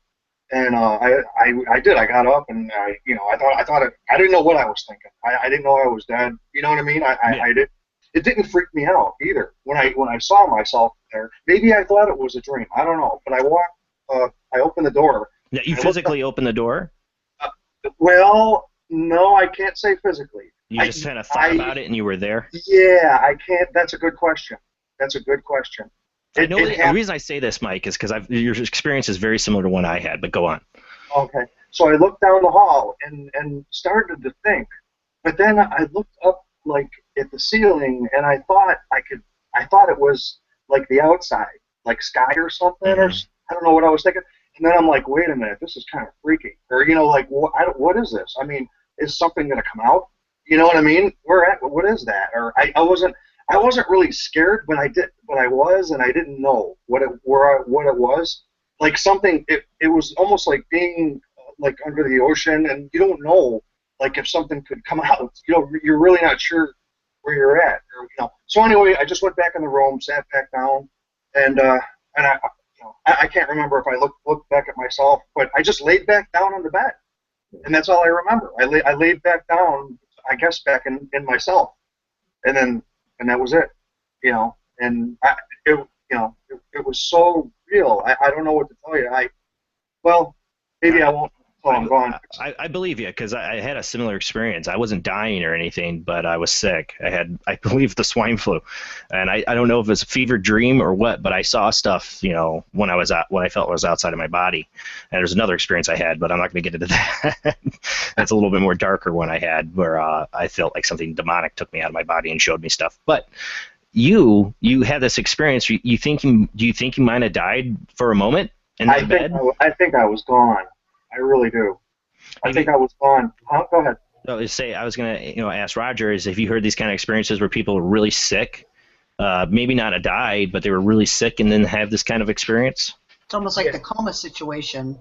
Yeah, I've read a lot about these type of experiences, and this would be like that near-death experience where it can't be verified as like clinically dead because nobody else around to verify it. And he's right. Maybe his heart did stop, or maybe his breathing did stop. Maybe he actually was dead. But there are quite a few, which would fall into that category of near death, where they can't really say for certain that the person was dead, or like yours, where you didn't die, but you were near death, and you went through the out of body experience. And some of these experiences actually get to the point where they're even having the days of their lives pass before their eyes. They're driving down the tunnel. They're getting to the light. And we're talking about people who aren't even dead, which is pretty phenomenal. Right. But so I've done some research on that, but my primary research has been on people that have actually, been clinically dead and come back. Yeah, yeah. Well, still, I love the story. Thank you so much, Mike, for calling Yeah, in.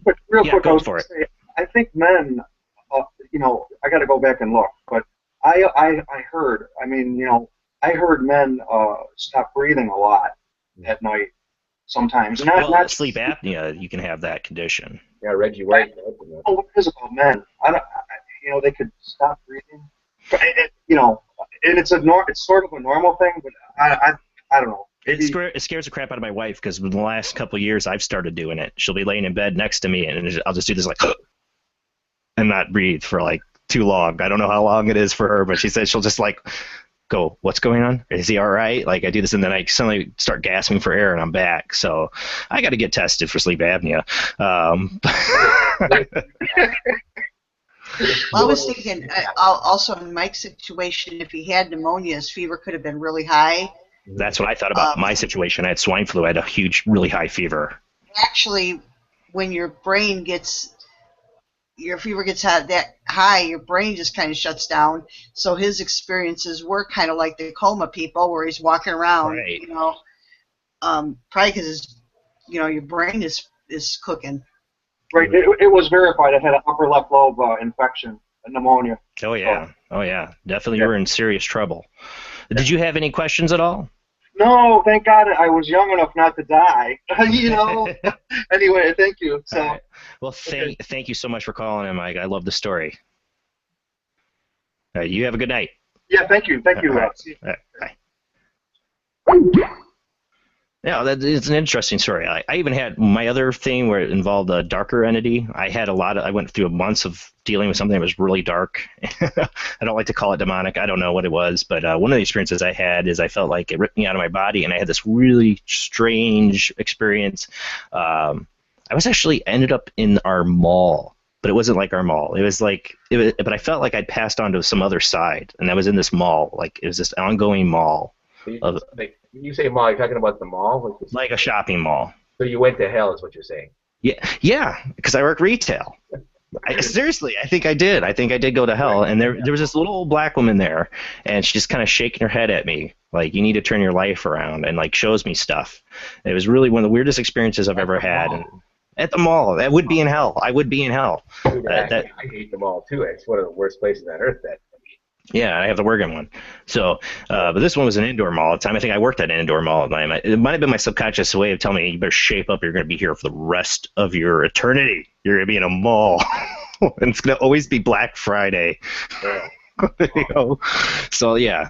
Again, anybody else, you can call in on the Skype line if you got any questions for our guest. We might end it early tonight. I don't know. I got a baby upstairs, but I do want to talk about a couple other things. I take the show to 12. It's my show. I can do whatever I want. So, but if anybody else want to call in, please feel free. If you got a question or you got a story. Thank you again, Mike, for calling in. One of the things I always wonder too about people who've been resurrected and all that have gone on over the other side. Do they ever? Has there ever been a chance of? I wonder if it had happened. Of two people who've both died at the same time and come back. If you ever run into, I know it sounds crazy. Gosh. In the story, it's like and they saw each other there. I have not, but with Valerie Paters, her sister actually went to heaven while Valerie was dead and saw her there. They saw each other in heaven, but her sister was alive and Valerie was dead. So was her sister, was she like asleep or something, and then she was in kind of like in a prayer trance or a vision kind of. But she actually saw they actually were together in heaven. It's pretty wild. And the crazy thing, on another, not that that's not interesting enough. No, right. Her sister actually had we oftentimes call a premonition or a vision or a prophetic dream that somebody was going to die in a semi, get hit by a semi and die. And she actually had that happen like 3 months before Valerie got hit by the semi and died. And so she was actually praying for 3 months for this woman to not be killed and to be right dead. And then when it happened, it was her sister that she had to dream about. She had no idea that she was dreaming about her own sister. Wow. Sounds like this person has quite a connection to the other side, though. Yeah, Those absolutely. kind of experiences. Yep. Yeah, they both of them were very they had a lot very active spiritual life. That story totally through. I had one other thing I was gonna call, but hold on, I got a caller. Hi, you there, Jennifer? Yeah, hey, I'm here with Kevin actually. Oh, hey, Kevin. This is Jennifer Salsi and Kevin Malik. They do the show Paraversal Universe on Paranormal King Radio Network every Friday night at 8 p.m. Eastern? Or yeah, 8 p.m. Eastern. Yeah. 8 p.m. Eastern. We have a question to ask, but first we want to say congratulations on the birth of your son, Liam. Thank you. And Kevin has a question for your guest about some of the phenomena on the show. Yeah. Okay, the question was, there was an episode where I think you guys, hold on a second, Kevin. I think you have your YouTube or something playing in the background. Phenomena on the show. Yeah. Let me close it. Okay, the question was, Is that better? an episode where No, wait a minute. I think you guys, hold on a second. Hold on. Here it goes. Okay. All right, there you go. Okay, sorry. Now you can go ahead, Kevin. I know. Not used to that yet. There was a phenomenon that someone spoke about when they were standing in the light, you know, after they had passed. As they were making their way towards the tunnel, they had claimed that they saw what they felt were prayers shooting past them, or like lights that would fly past people. Or Yeah, we talked about that earlier. Mm-hmm. I was just wondering how common that is.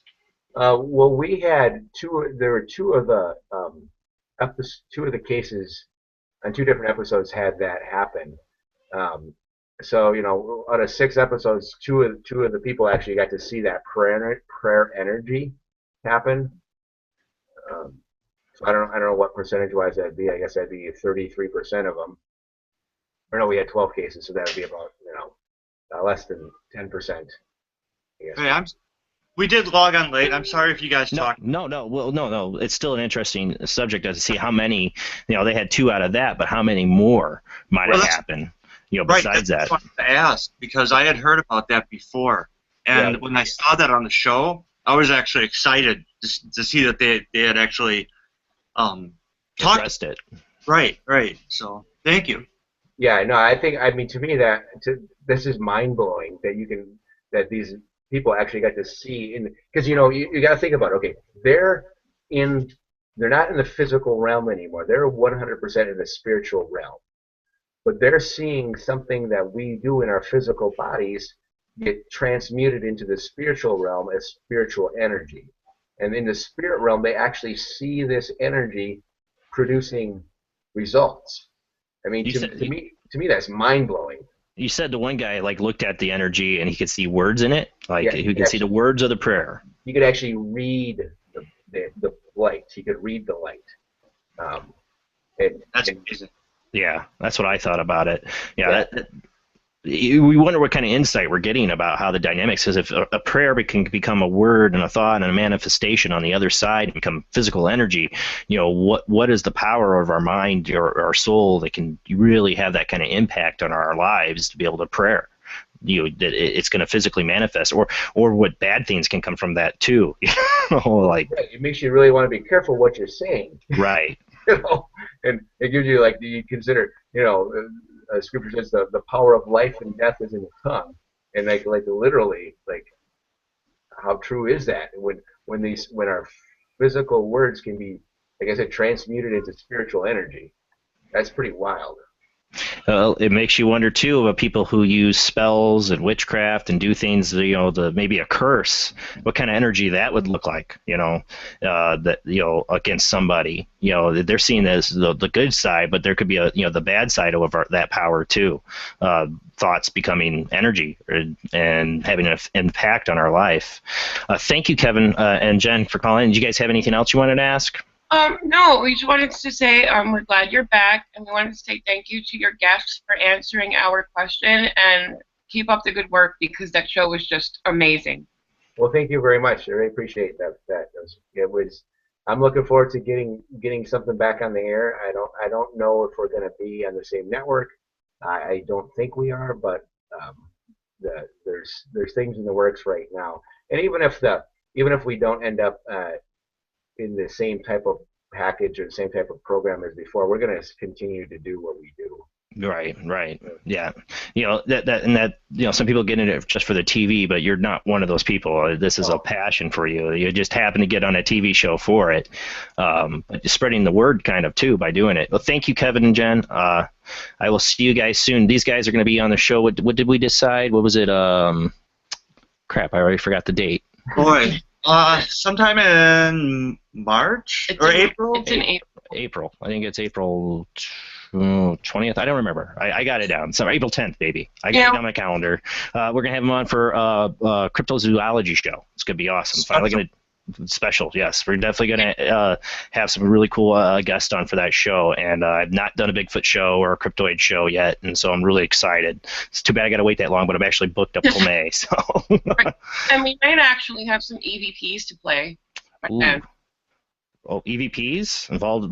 No, it's a show. Right. Because he's talking about crypto stuff. Yeah, well, I want to have you guys on with your EVPs and your stuff. We still haven't done that. Yeah. We got to talk about that later because we got to have you guys on with your evidence still. One of these. Right. Yeah. All right. Have a good day. Thanks, folks. God bless you. All right. Thank you, guys. You have a great night. Bye. But, yeah. You wonder, like, what energy we can manifest, positively or negatively, that, how that looks on the other side. And those two cases might have just given us kind of a real good glimpse of the power of thought and prayer. Oh, absolutely. I mean, for me, it's documentation of something that I already believe. The scripture says that, our prayers have power, and when we speak, we have authority. And it's documented. It's one thing to know it, and then when you hear it, like, it's like, wow, that's awesome. That encourages me so much in my faith. It's verification of what I know is true. Now it's like I know it even more. My thing is, I have faith there's another side. I have faith in an afterlife. I really do. But what I don't have faith in is what it is. What are the dynamics? I mean, I believe in a God, but I don't have a faith in who that God is, or what that God is. I have an idea, but I'm one of those people who just cannot solidly go full force. I believe in this. This is what I believe. It seems like you have a strong, solid faith, but you're willing to go and say, I don't know. I don't know what the dynamics are. Oh no, I mean, I God's a good God, and Jesus Christ came to earth. He perfectly represented the Father in heaven, God, and He provides us He provides us a really easy and simple way to have union with Him and to gain salvation by simply trusting in Him. But when we're talking about like the stuff I don't know, right? The Bible is pretty solid in what it explains, but there's a lot of stuff it doesn't explain. Yeah, there's definitely a lot of stuff to explain. And we ran into a lot of things with the show and with the documentary, and when you're going into like the supernatural realm or the paranormal realm, there's just a lot of things there that you're kind of like, not sure how that works. You definitely get more questions than you get answers when you start going down the field of the paranormal. Yeah, absolutely. And the same thing I've encountered is that going through the show, doing the documentary, doing the show, interviewing so many different people. Some of the things like I shared about the power of like Jesus Christ, the power of prayer, the afterlife. Those things have been like really reinforced. But then like some of these other things where I'm like, one of the ladies was talking about the room as she was dying. The room was filling up with these little fairy creatures, and I'm thinking, fairies? Well, that's really weird. I don't believe in fairies. But then in a context, I'm like, well, maybe a fairy looks like a little tiny angel, and I thought, well, it kind of does, doesn't it? And then Sheol, this man dying and going to the land of the dead, where the land of silence. Like, are you kidding me? Like, I believe that place existed like 10,000 years ago, or 3,000 years ago, but today. Really? Right. Well, it makes you wonder, do we all have different destinations? Do you think that we might have just different destinations, different, like you'll have you had a Buddhist come near or after, go to the afterlife, come back, he saw Jesus, or vice versa. Here's one of the things that with the show, we did get criticism over that because people were like, well, this is a Christian show, and all you do is want to talk about Jesus. And like, no, I'm a Christian guy. I'm a minister. but the show is not on a Christian network, and it's not made by a Christian production company. And we Oh, don't have definitely not. it was, yeah, you know that for a fact. But it was like the only people that we could find that wanted to talk about this stuff were Christians, you know. And these were the people that had the documentation. These were the people that were coming forward. I mean, we were really excited to talk to anybody, and that's the offer I still have on the table. If somebody wants to, you know, reach out to me and share me their story about, you know, whatever their experience was on the other side, I want to hear about it. I want to know about it. You know, my personal belief system and what we did with the investigation, two different things. I never tried to get someone's account to fit into my paradigm. Right. To hear what they had to say and what they experienced. And you can see in the questions you guys asked, you're not leading in any way. Yeah, no, we never led anybody to tell us anything. And that's why, you know, like I said, there are a few things that I got really reinforced, the big ones, you know, the basic, my core beliefs got reinforced. Then a lot of my like little peripheral things got kind of blown up.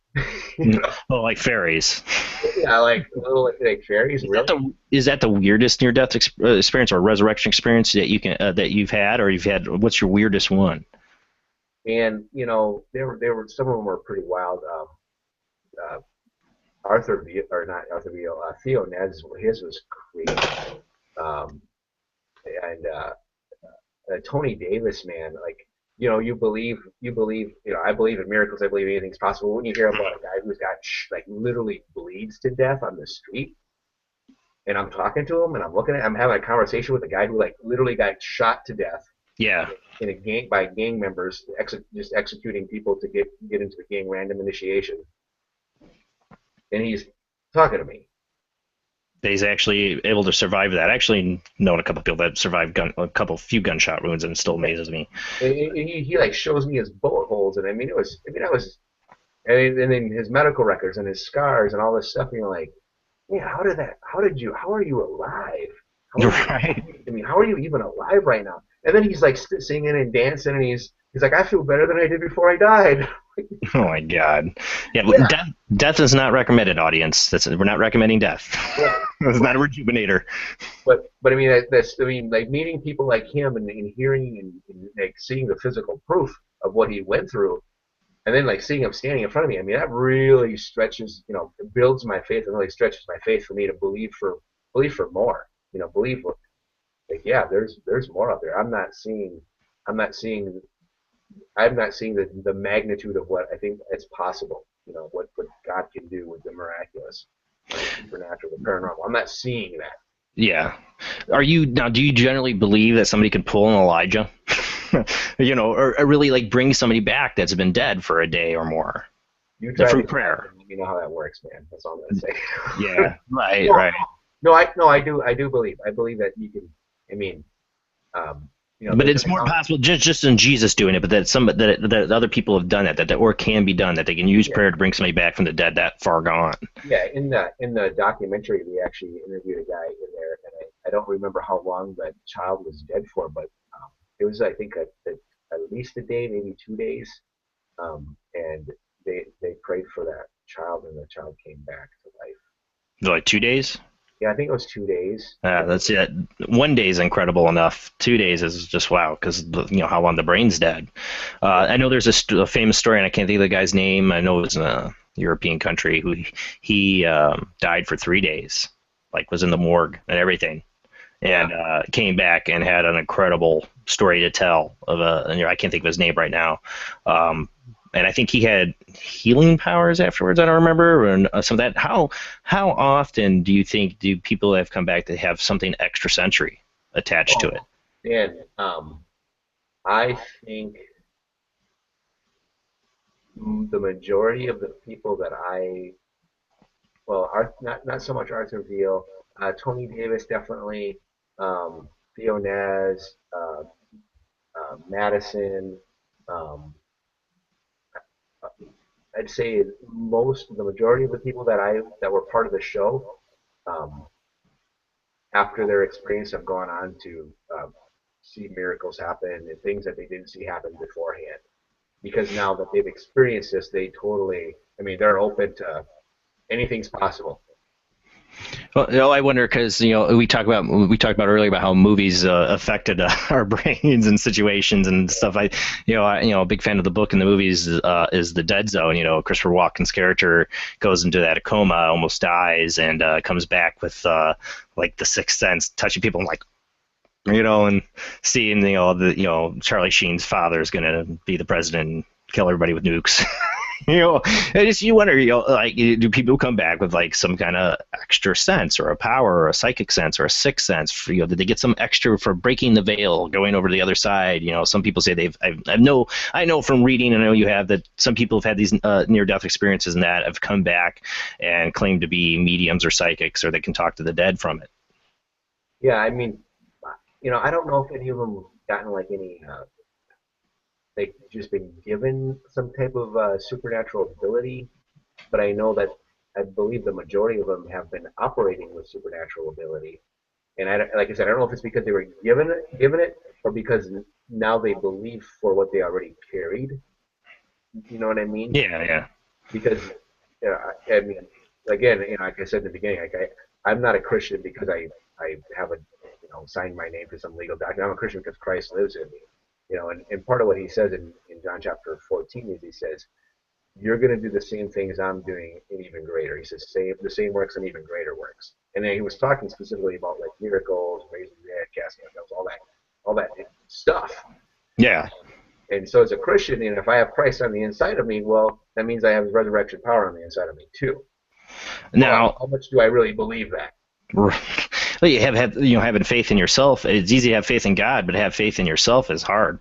Right. We believe God can do anything, but we don't believe He's going to use us to do it. Right. Oh yeah. He can do anything. He's just not going to use me. Yeah. If I put my hand on someone's laid arm and prayed for her, and she said I healed it, I'd be like, "You're no way, no. I wouldn't believe it. I would be." That was exactly my response.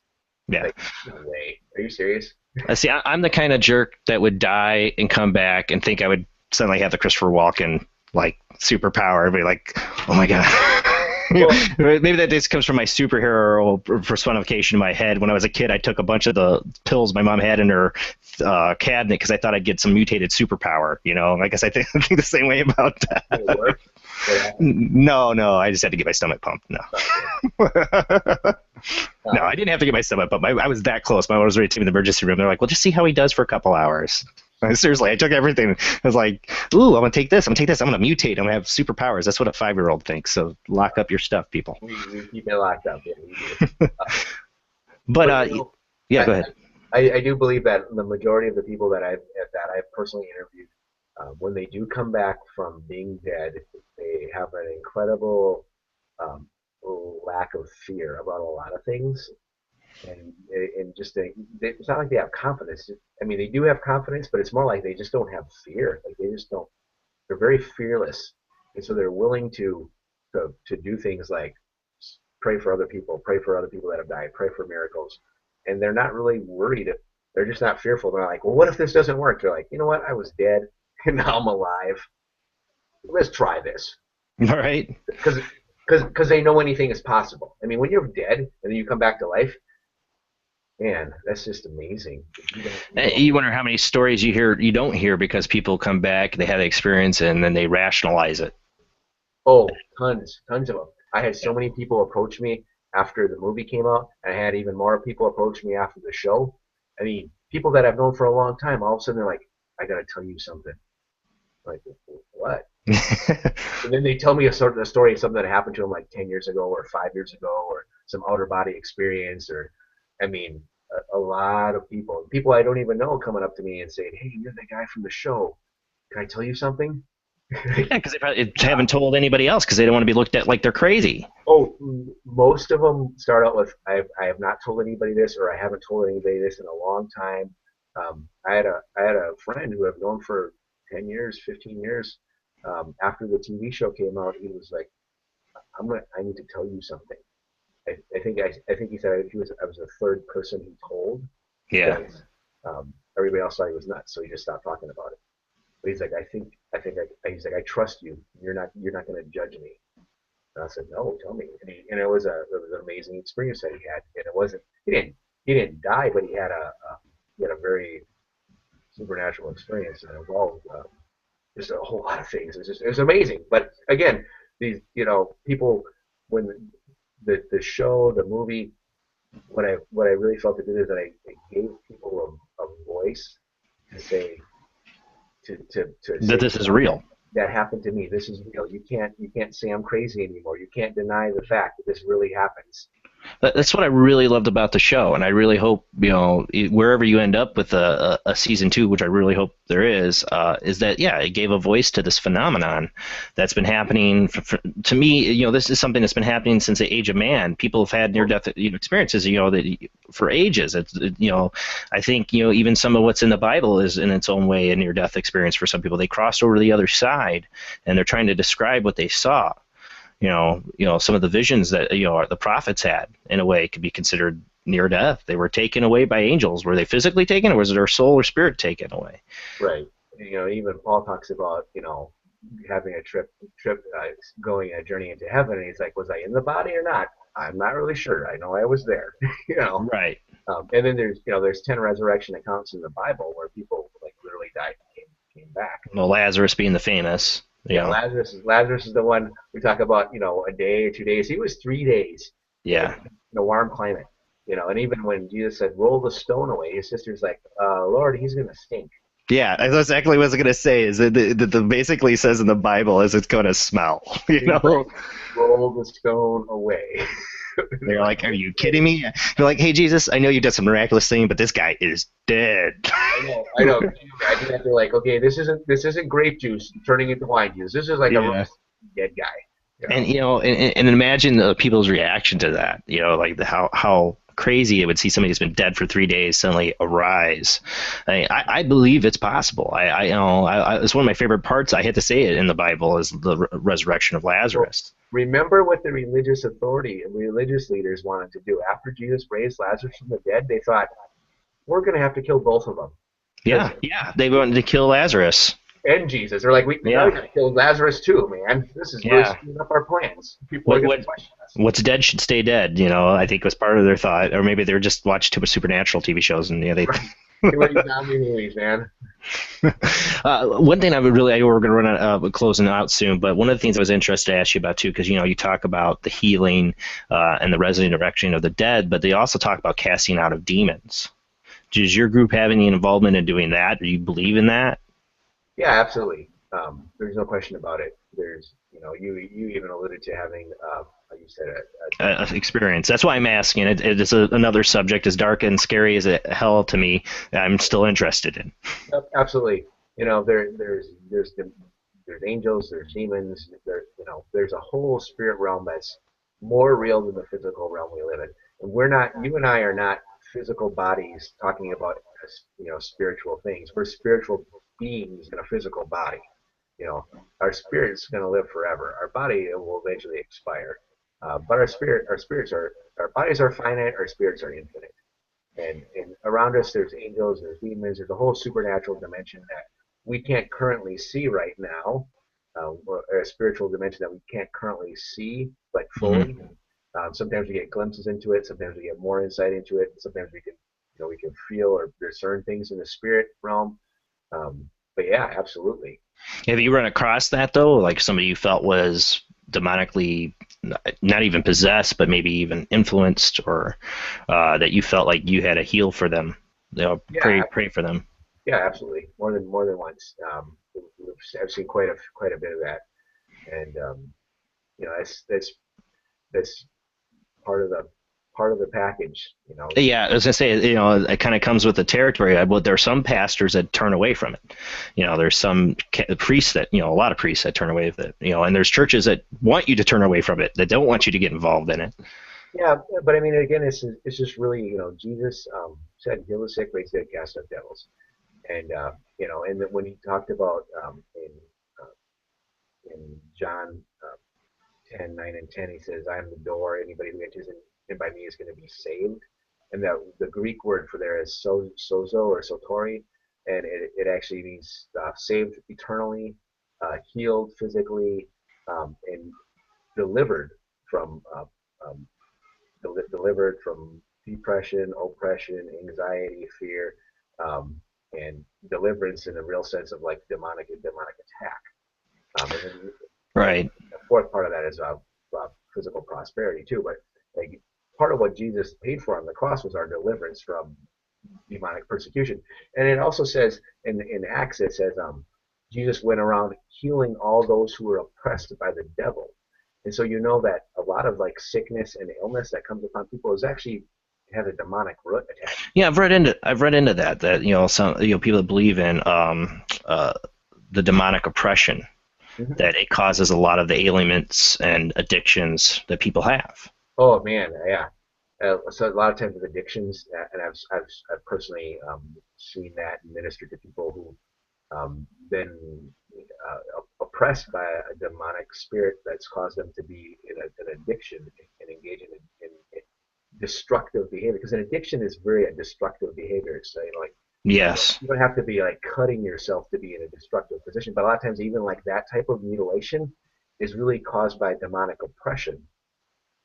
Yeah, well, that's scary. I mean, I've looked into the eyes of more than a number of times in my life as somebody completely, as an alcoholic, completely under the influence of alcohol, and I feel like their soul's not even there. They're gone. I don't know that person. Yeah, and a lot of times, like when I've been in positions where I've had the opportunity to minister to somebody like that, you really need them to get into agreement with that the fact that they need to agree that they want to stop their addictive behavior, because some people fall into addiction because they really enjoy it. Yeah.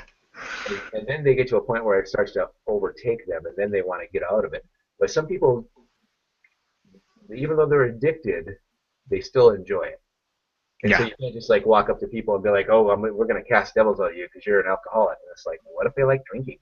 Yeah, they don't want to quit. That's why they're an addict. But there are some people that get to that point in their life they can't stop, but they want to. Right. They'll make that choice. Yeah, when somebody really wants to give up something or give up an addiction, or they want to be free, whatever the oppression is, it doesn't even have to be addiction. Whatever that oppression is, you have to really want to be free from that. And when they want to be free from it, that's when you can bring them like that deliverance. Have you ever heard of a resurrection or near-death experience where somebody faced that addiction on the other side? I've always been curious how that would affect somebody on the other side. When when Theo Nez died, he actually he died, and he came out of his body, and he saw two demons come out of his chest, and he believes those were the demons that had got him into the addiction because he died of a drug overdose. Well, yeah. And they were laughing, and one of them said to the other one, "We finally got him." And then they went out the window, and they didn't see him, like he was over here in the room, and they came out of his chest, and they laughed. You could hear them laughing, and they go, "We finally got one." One said to the other, "We finally got him," and then he just like went out his window onto their next assignment. So you think it's like that? Like it's because I've wondered that. I felt that. Like I get bad feelings about bars. Like just some it'll be a nice establishment, but not all bars, but even if they're not a three teeth dive hole bar, I still can get bad mojo from it. I have always felt, maybe it's my little sixth sense, that there's these entities hanging around waiting for the next person to just latch onto that. They want a little taste, or hungry ghosts in a way too. People that had addictions in the past now feeding off of somebody else with that addiction. Yeah, familiar spirits kind of hanging out in places where they can find they're waiting for someone who is going to fit the profile of how they want to afflict that person. And do you think when somebody's really at that point where they've hit the rock bottom, they're ready to just stop, but they can't? It physically they keep going back to it. They're in that point in their life. You guys are able to help them through prayer, and what else goes into trying to heal them of that? Are you talking like someone who's like an addict? Yeah, but you feel like it's more than that. I'm saying I've seen these deliverances where they are healing people, and they're healing them of addictions. Yeah. And then it's caused by demonic. So what's the process of that? Well, the number one thing is that they have to want to get better. They have to, and that's why when Jesus prays for a lot of people, he asks them, "Do you want to be well?" If you read the scriptures, you'll notice Jesus asking people, because he knew that he doesn't want to be well. he could heal them, and then they're just going to end up. He actually even says that if you cast the devil out of a man and you don't fill them with something else, and they're going to end up with 7 more spirits than they started. They're going to end up worse than they did when you. Right. Then he really he puts that in there because it's a warning.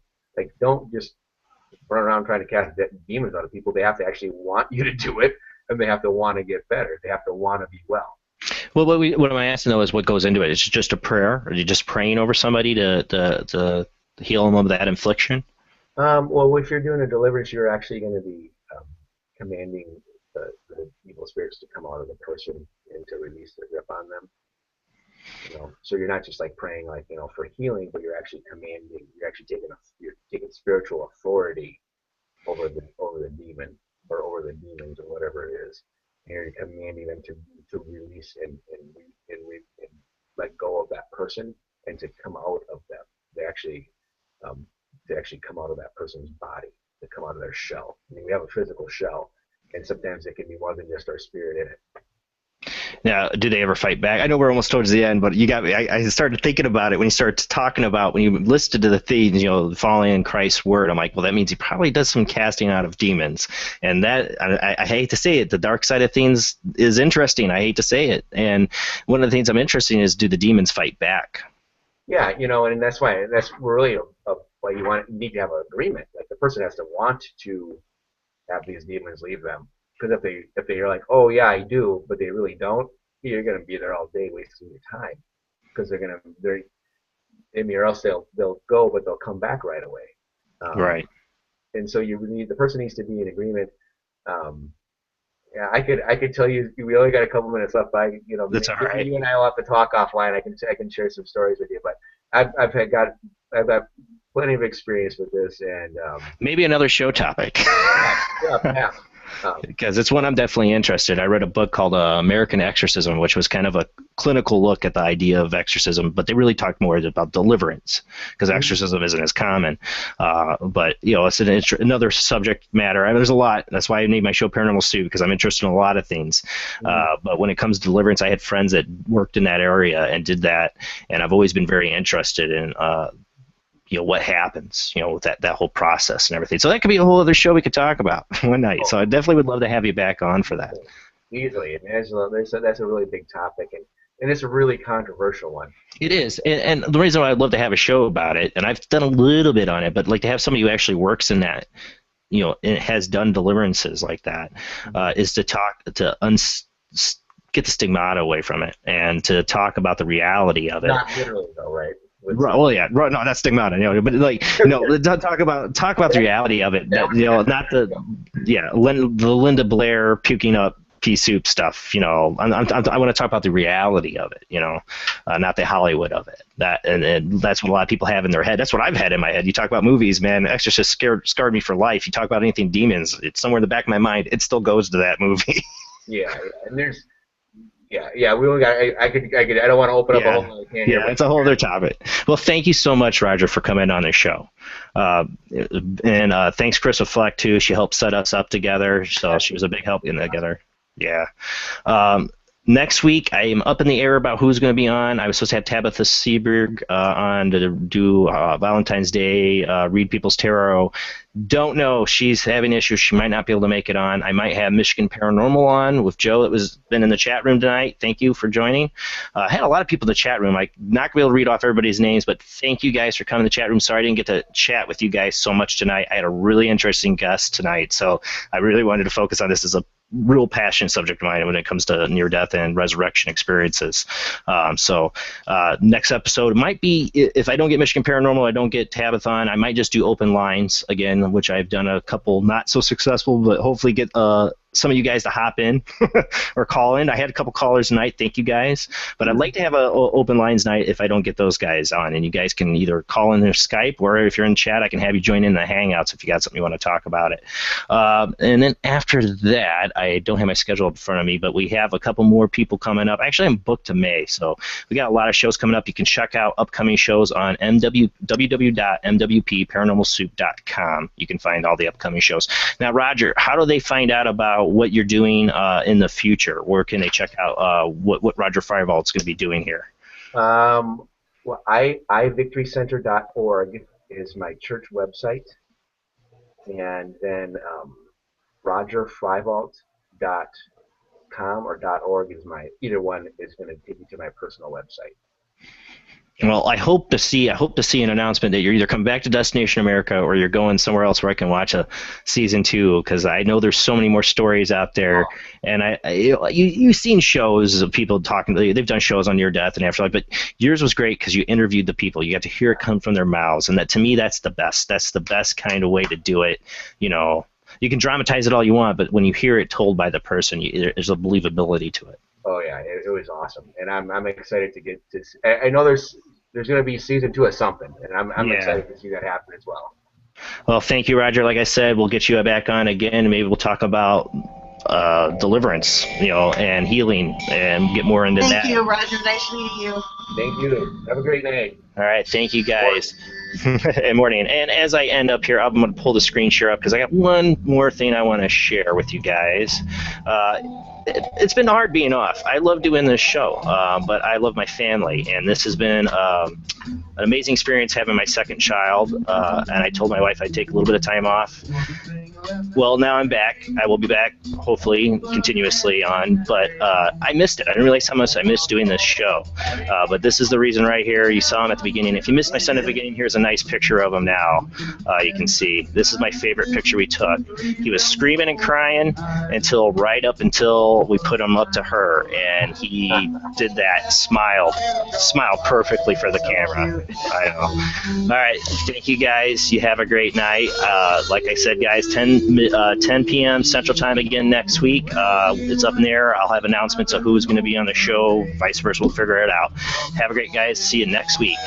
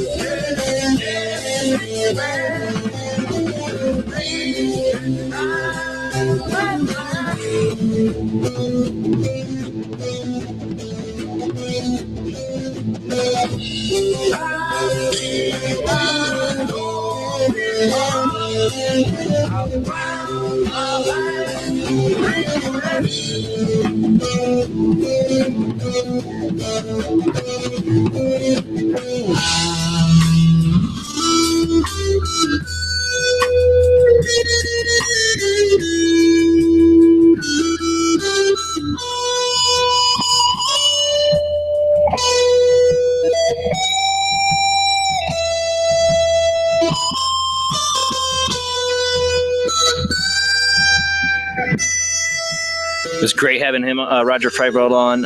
Again, next Sunday, still up in the air about who's going to be, 10 p.m. to midnight. I'll see you then. Well, I hope you guys like this show topic, because I'm definitely going to do more on it. I have a huge fascination with the afterlife and the near-death experiences. But what's your thoughts, guys? Be sure to comment on the YouTube video afterwards. Let me know. If you have any stories or anything, I forgot to show one picture tonight. I feel real bad. I had one picture. I'm going to save it for next week. I'm going to let the lady know. She sent me a picture I was going to show. Her name's Catherine Ward. I will show your picture next week. I promise. Totally forgot about it. I knew I had one more thing. All right, guys. Thanks for watching. I will see you next week.